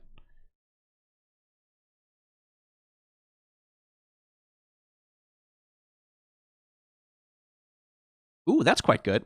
So there's a little subtle parallax here. It's not just one flat drawing. They've separated the drawing into multiple layers, and you can see how one of Jester's hands like gets to move and occlude relative to the other, and it adds just that little bit of depth to the scene, right? Like it makes it just a little bit, it gives it a little bit more drama. And you can see they do the same thing here with Knot and Jester, where they scroll relative to each other as the camera is moving. And again, it gives a little bit more three-dimensionality to the scene, which helps the drama.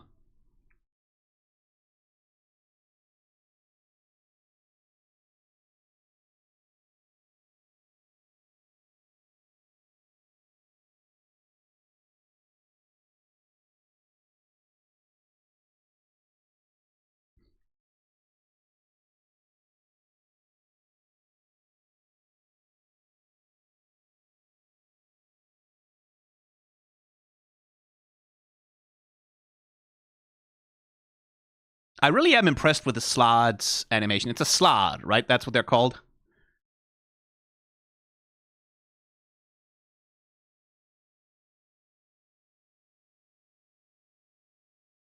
Because that's a big, complicated volume to manage.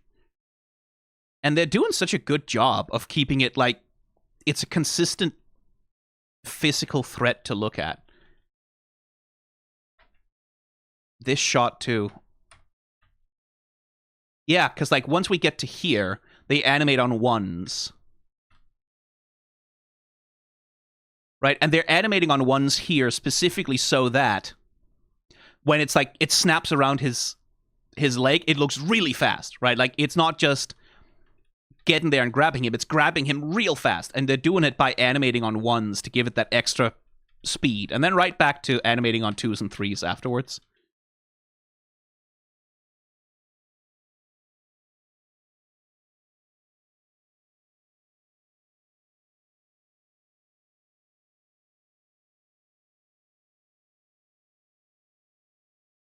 Yeah, and like anticipation, right? So Molly is being dragged towards the toad, and the toad does that with its head, right? Like it raises its head, raises the tongue, pulls upwards, and then it takes a second, right? Because we're anticipating it, we're setting up the move, the toad moves, and then eventually the tongue follows.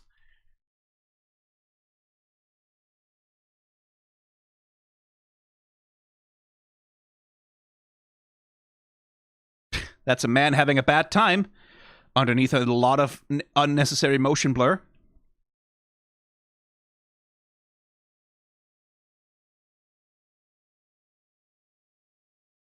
He gets the hero shot.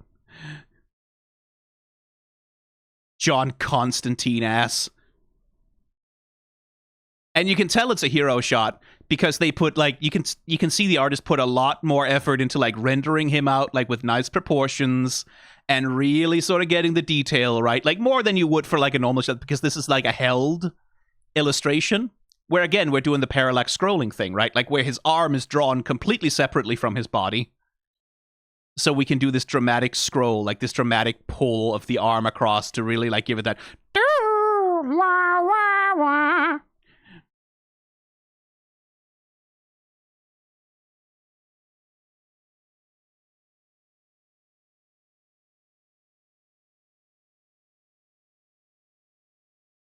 here's another good shot. Like, it's not fully on some Freerun level, like, animators animating a whole scene in 3D, but they're definitely doing a bunch of stuff, because we have, like, Ford running in the background, we have, like, the toad approaching.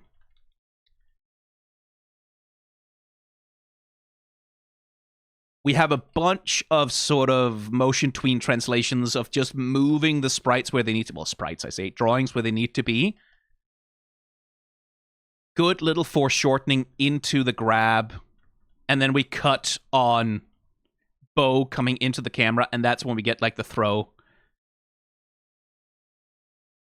A little bit of Matrix bullet time. With another, like, again, they're managing the bulk and volume of that fucking toad so well.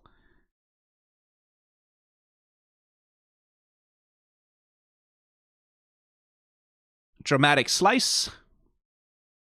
And here, like, here you can see the cheat, right? Like, here, it's like, because we're bullet timing, because everything's frozen, well, now it's just a sliding PNG, right? Like, now the toad is just a PNG being slid across the screen. Same thing with Ford, right? We animate the slice over this black background, and then Ford can just kind of be a PNG hovering in space. We animate his hair and his clothes a little bit, but other than that, it's just like a PNG rotating. And same thing with, like, the tongue and everything. Because we're doing the little bullet time thing. But the reason why it works is because even though it's bullet time happening, right? We animate the blood. We give that a bunch of, like, blah, blah. We animate the vial rotating in space. And we make sure that, like, everything's moving with parallax relative to the background. The background is moving, the camera is moving. So even though, in practical terms, not much is happening in terms of animation here, right? The characters aren't really animated. They're just kind of... It still works, and it looks impressive, because it's very brief. It's only being used for an impact shot, and you're sort of okay with it. Whereas, again, lesser sort of seasonal anime, for example, they will also do a lot of these sliding, hovering PNGs, but they'll do it all the time, and they'll do it without all of this other production value going on, like these like globs of liquid sloppering around, like scrolling pair. Like it's all of that extra effort that goes into it that justifies the little corner cut, right? Which is to just kind of rotate a PNG. It's justified by all the effort that goes in around it.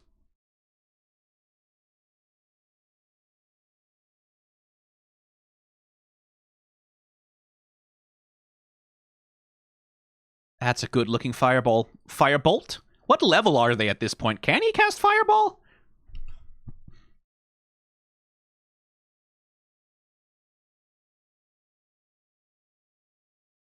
They're level 2. Oh, Jesus. So that's like a fire... That's not even a fireball. That's a firebolt, right? That's like...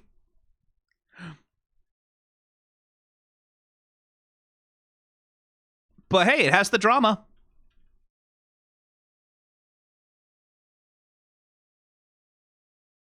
And then... Yoink. And someone's having a lot of fun with the blood here. Like the way that it, like, splashes out into these arcs and then freezes. Damn.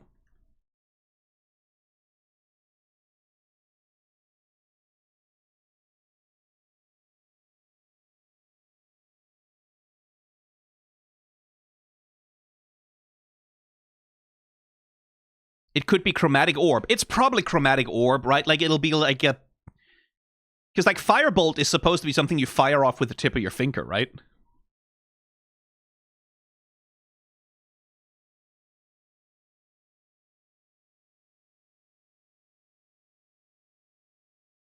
Okay, that was the fight scene. I just had to watch that one through properly. 3, 2, 1, go.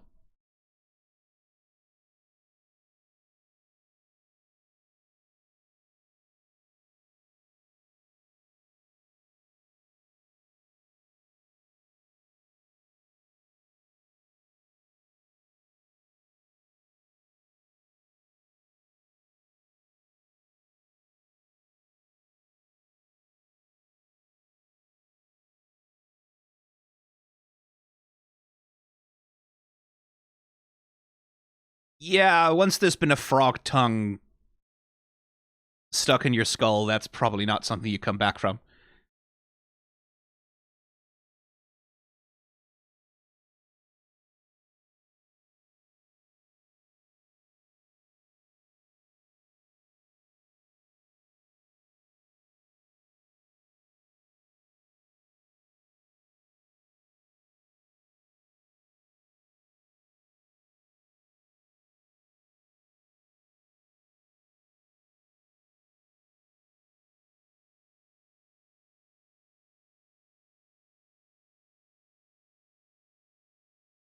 Dominate person, I guess?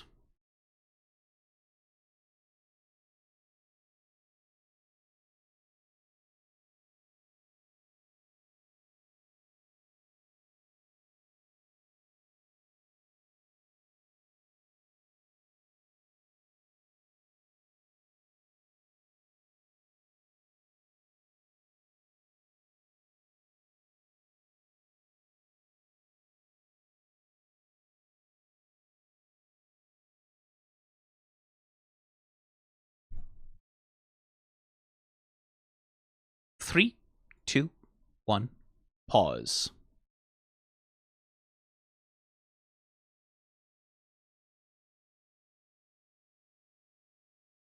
Risking the monetization for this one, but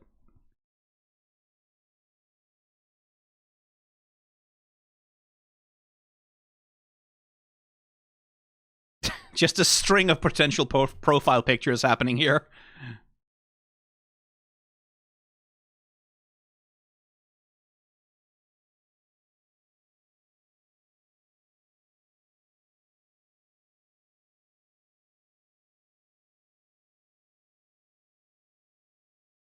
That's a pretty good bit of character acting. Like full animation on the whole body the whole time, too.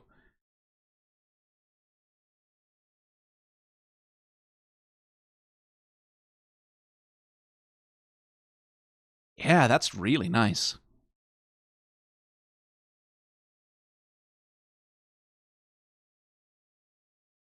Three, two, one, go.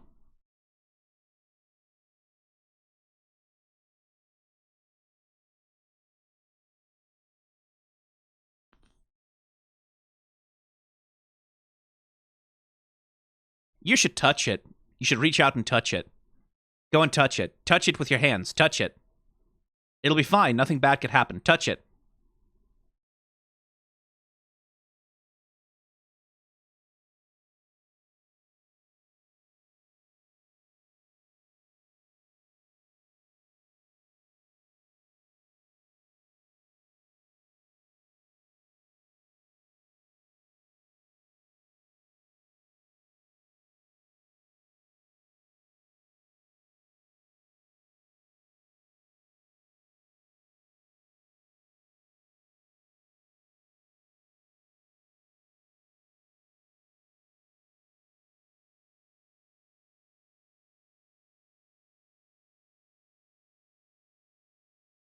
Huh. Memories that don't belong to you. Memories that don't belong to you. We haven't seen that anywhere else.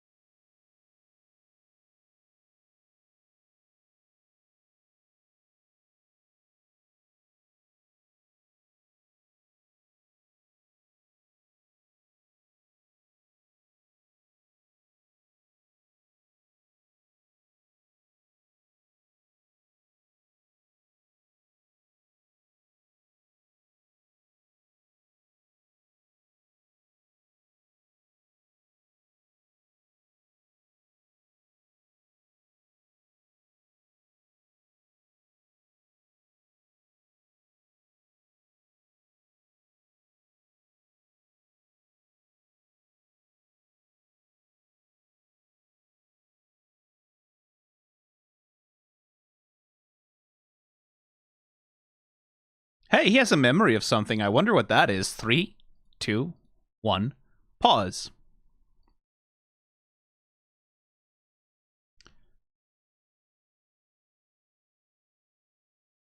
Huh, someone's hand was burning when maybe it wasn't supposed to be. Huh.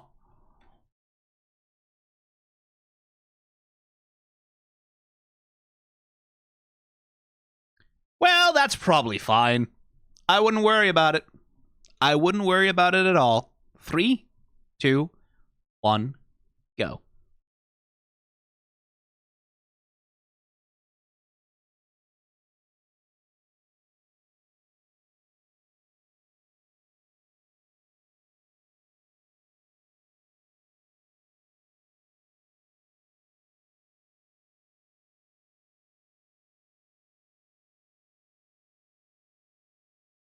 It was a little bit.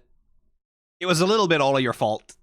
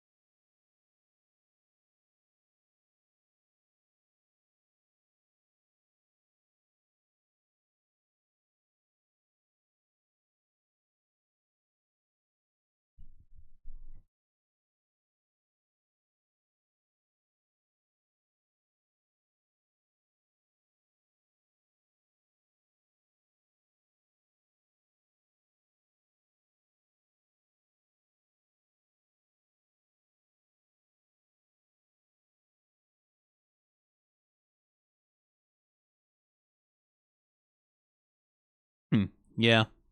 3, 2, 1, pause.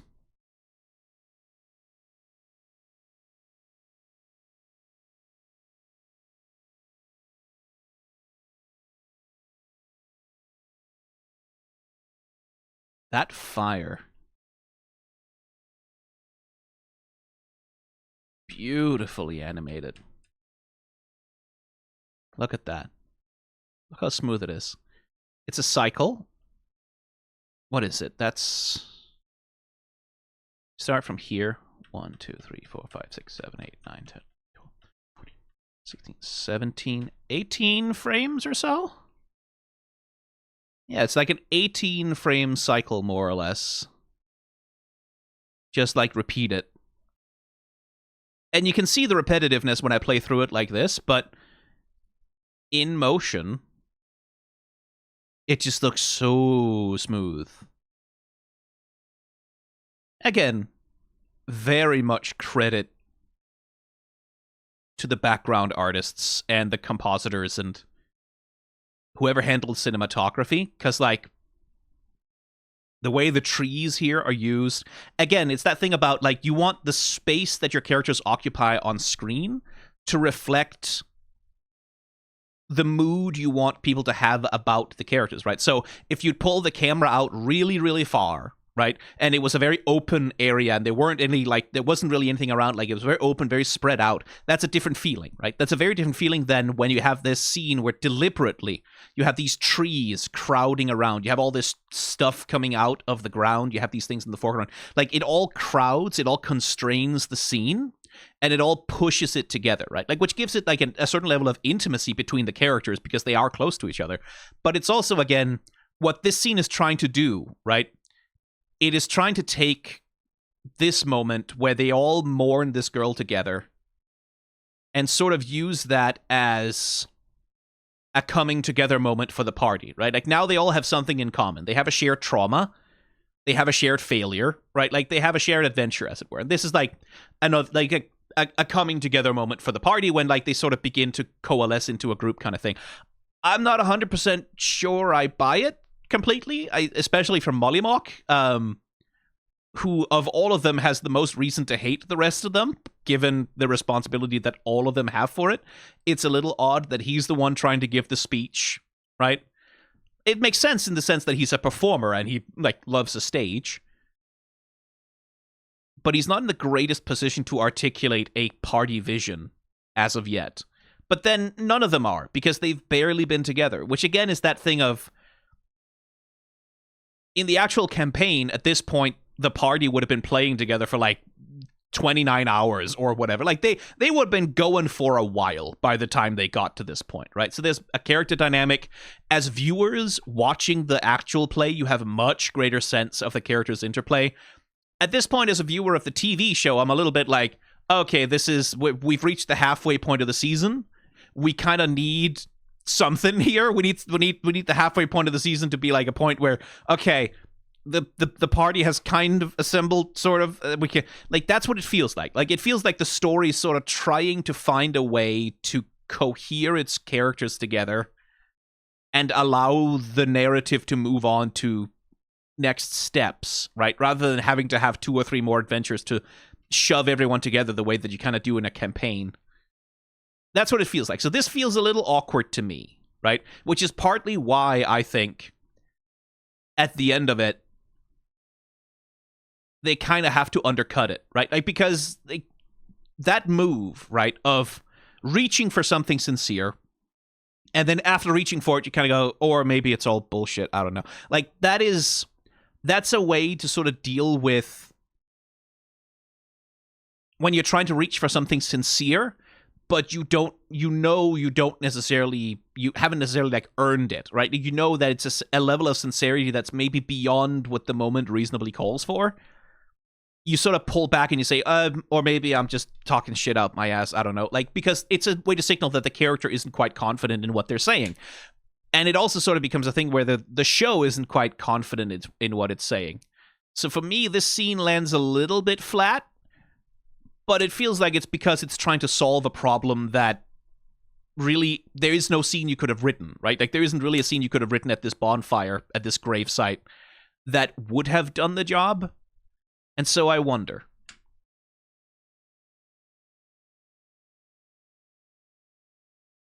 I quite like the card animation, though.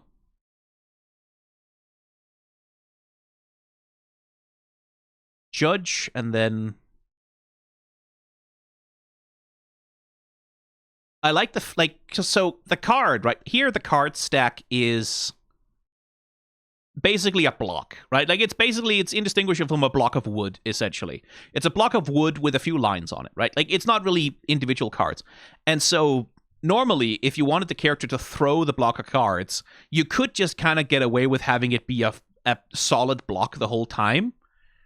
I do like that the animator here is breaking up the block, breaking up the silhouette, fanning the cards out, letting them fly apart a little bit, and then catching them, and then you can see on this frame, boom, they're a block again. But like the animator is taking the time to sort of break up the shape and the outline of it.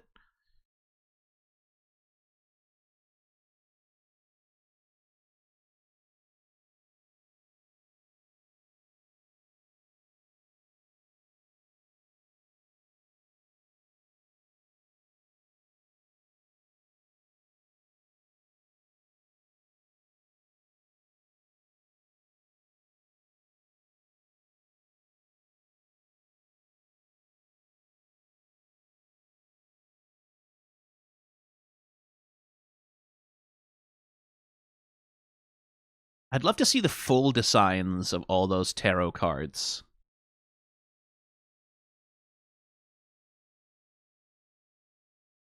I assume they sell them as merchandise.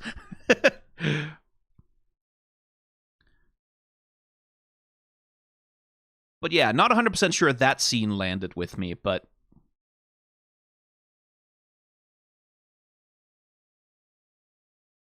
if they can capitalize and move on it, and I use it as a base to push from, then it'll probably be good. Again, gorgeous fucking backgrounds. They really are just well-composed backgrounds, too. Like, it's an interior environment, but it's composed really nicely for the shot. Anyway, 3, 2, 1, go.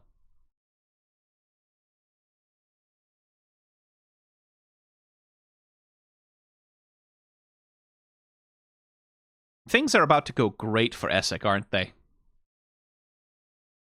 Everything's fine, buddy. You're fine.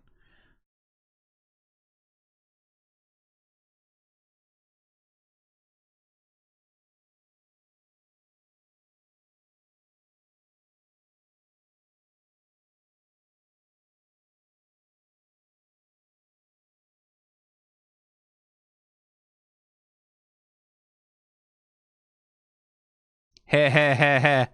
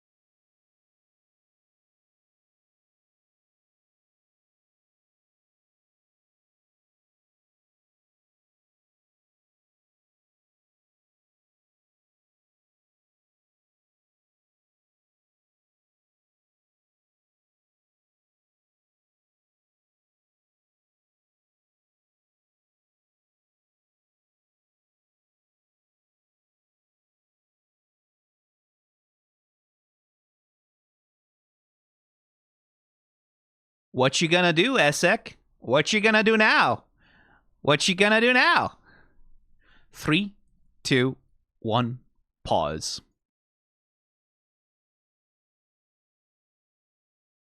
What you gonna do? What you gonna do? What you gonna do? What you gonna do now? What you gonna do when the chips are down? Now that the chips are down. It's another consequence, right? As a direct consequence of what Essek did, of what Essek helped Trent get away with, his friend is getting sent off to war. One of his last allies, someone who would have kept his mother's secret, right?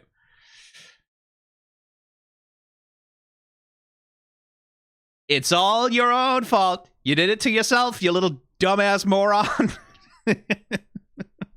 I have sympathy for him, but not that much. Consequences. Consequences are what makes a narrative satisfying. And here's a consequence. He's losing a friend and ally. He's all alone now. And here's the thing, like, Varrock here also seems like he would have been a steadying influence on Essek, someone who could maybe have talked some sense into him, right? So now he's even more alone. Now he's even more isolated. Now he has, like, even fewer contacts to draw on. And even more of an awareness of what his stupidity has already cost him. So what you gonna do now? Because the sensible, honorable thing would be to come clean, right? Come clean, say what happened, say how they organized it, say who organized the theft, tell what they know about the relic now, how they can use it, and then, of course, Essek and his mom are going to be executed. So that's not really an option, right? Like, that's like, yeah, you could do that, but also you can't do that because they're going to fucking kill you. And he doesn't have, like, this, he's not a paladin, right? He doesn't have that oath, that moral backbone to do that. And I'm not saying necessarily that I think that's unreasonable of him. I also probably wouldn't tell anyone anything if it were result in my immediate execution. But what's he gonna do then? He's gonna be very desperate. He's gonna be desperate. And desperate characters tend to make interesting choices.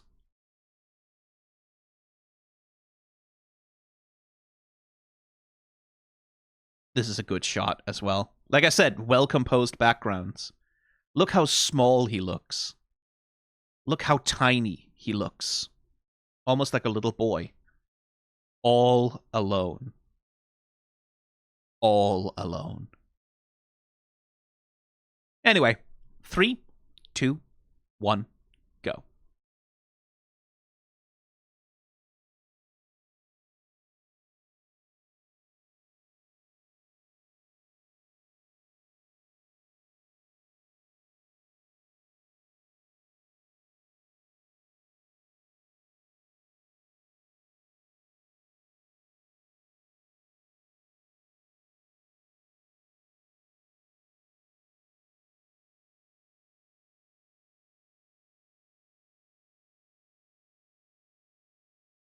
Oh, that's a pretty background. Nice light.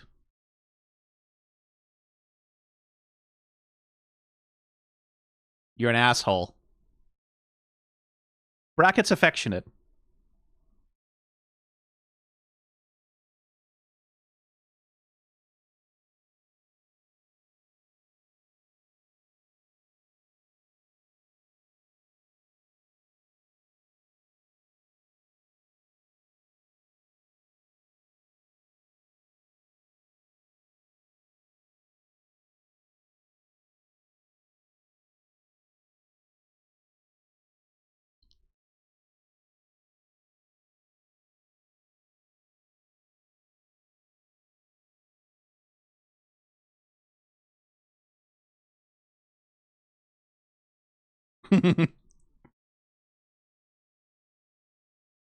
Oh, this is going to be a running joke, huh?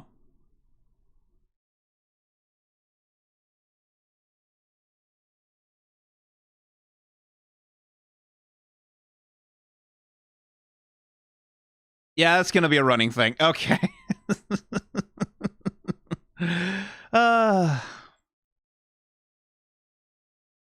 Sure.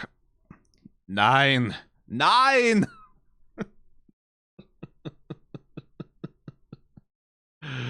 Ach, 9. They came up with the name after everyone kept rolling 9s. Oh, I see.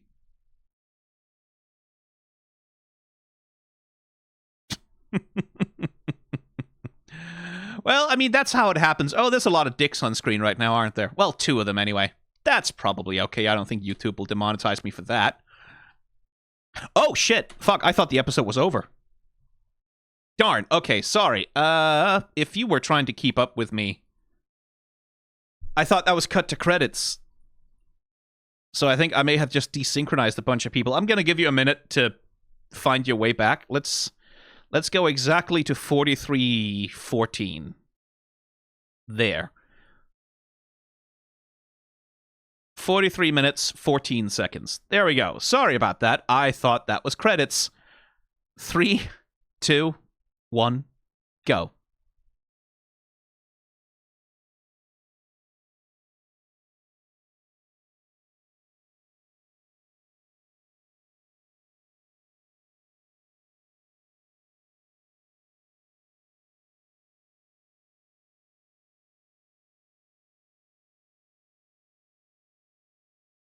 You probably won't be blamed for that. Don't worry about it.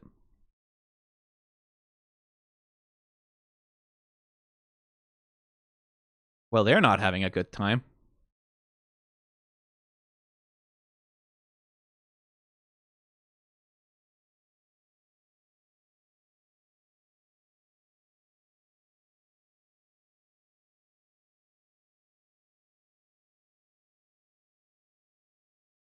You don't know the half of it.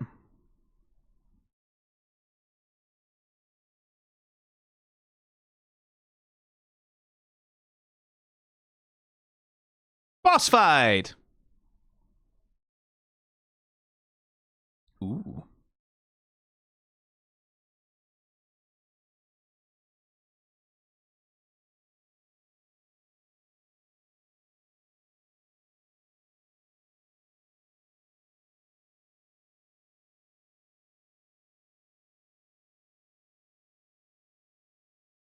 There we go. Now we're at credits. Ah, you need to not trust the show with that.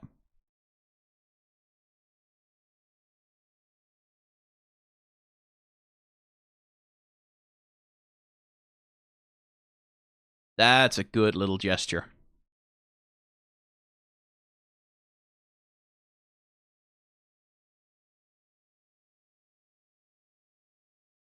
Like that soft little head turn to the settle, that's really good. Goes some way towards explaining why he's so fixated on that amulet, huh? Anyway, boss fight time, I guess. Did Mercer drop this on them while they all still had all their spell slots and shits exhausted from fighting the Slod? Feels like a DM move. Oh, she wasn't in the campaign. She's show original. Well.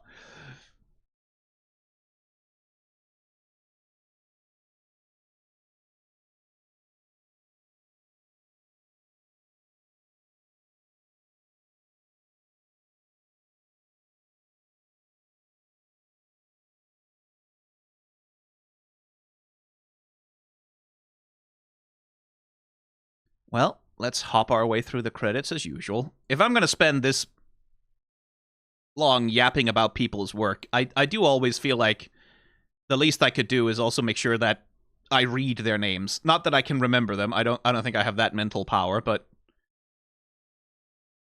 I should at least see them.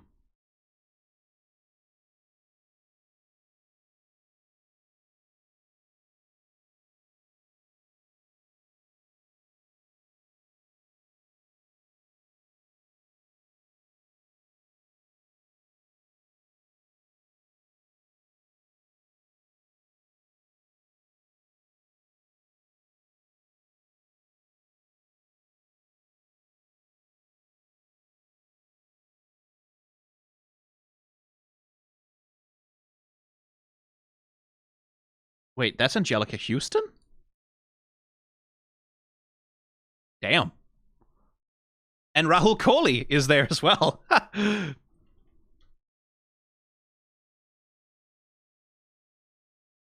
Because, like, It is that Angelica Houston, right? Yes, it is. Holy shit, it is. God damn. That's a hell of a fucking name. Because, like, Angelica Houston, good lord, she's been in everything. She's been working since the 60s. Yeah, Spinal... God, I'm just looking at her IMDb, remembering all the shit she's been in. Spinal Tap. Damn, the Handful of Dust. I mean, for all of you, most famously, she is Morticia Addams in the Addams Family movie from the 90s, but...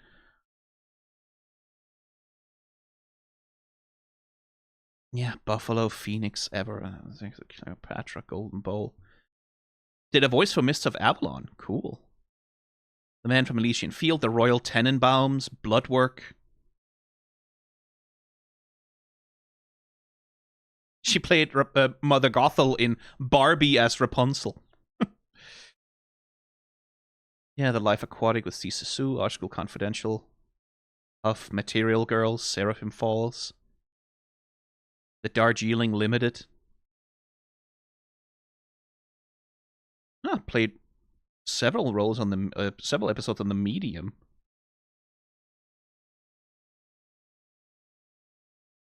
Did a bunch of stuff for Disney apparently also. I didn't know that. Transparent, Watcher in the Woods. Showed up in John Wick, even. I never watched John Wick Chapter 3, but that's cool, she's there. BoJack Horseman, American Dad. Showed up in some Star Wars things more recently as well. Damn.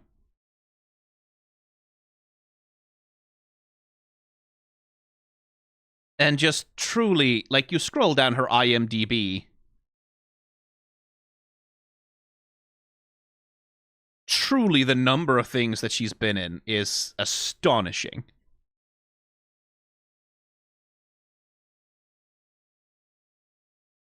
Fucking hell, Angelica Houston. That's not a name I expected to see.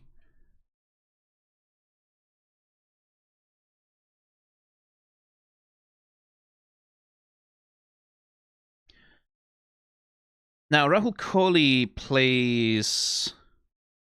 Yes, he is... Like, I was remembering, because it's Saros just came out, and he plays the main character, Arjun, in that one. But that's another, like, jobbing voice actor and actor who's just been around for a long time at this point. Yeah, all the way back to 2007. Whoa, he played a role on EastEnders. Cool. Rite of passage for a British actor. Yeah, showed up on Red vs. Blue back in the day. iZombie, Supergirl, The Harley Quinn Show as Scarecrow, Haunting of Bly Manor, Midnight Mass, Like a Dragon Ishin. Cool. Oh my god, he voices Melem Kato and 40k Bolt Gun. Modern Warfare, Fallout 76, Love, Death, and Robots, Iron Lung, and some roles on Citadel as well. Damn.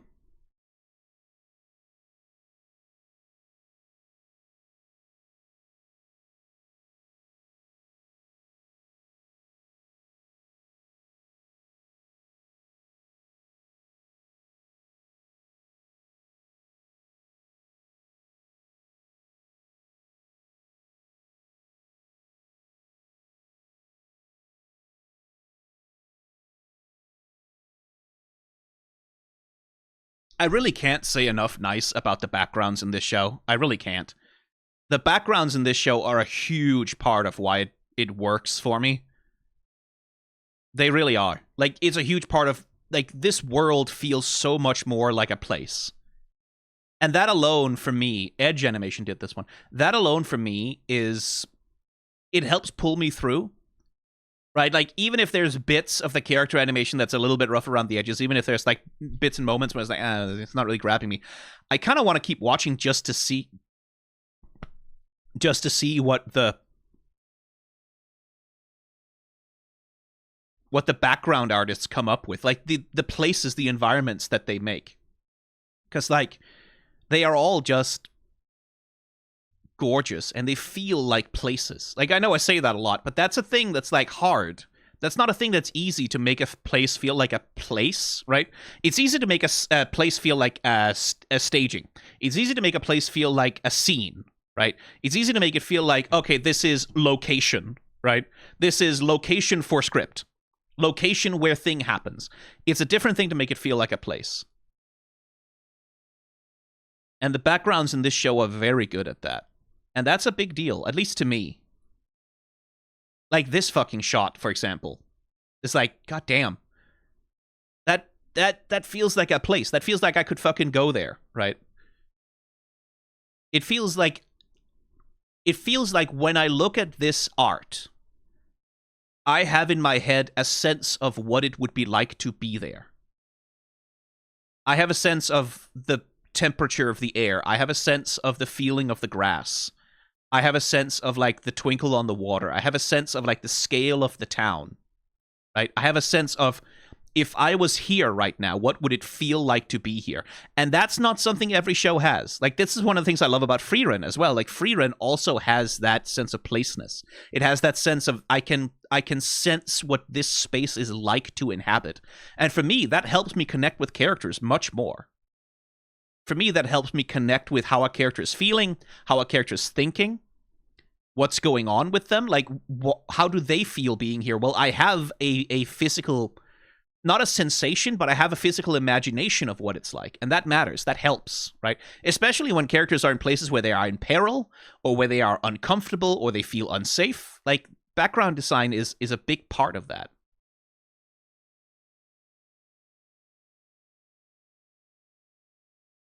There we go.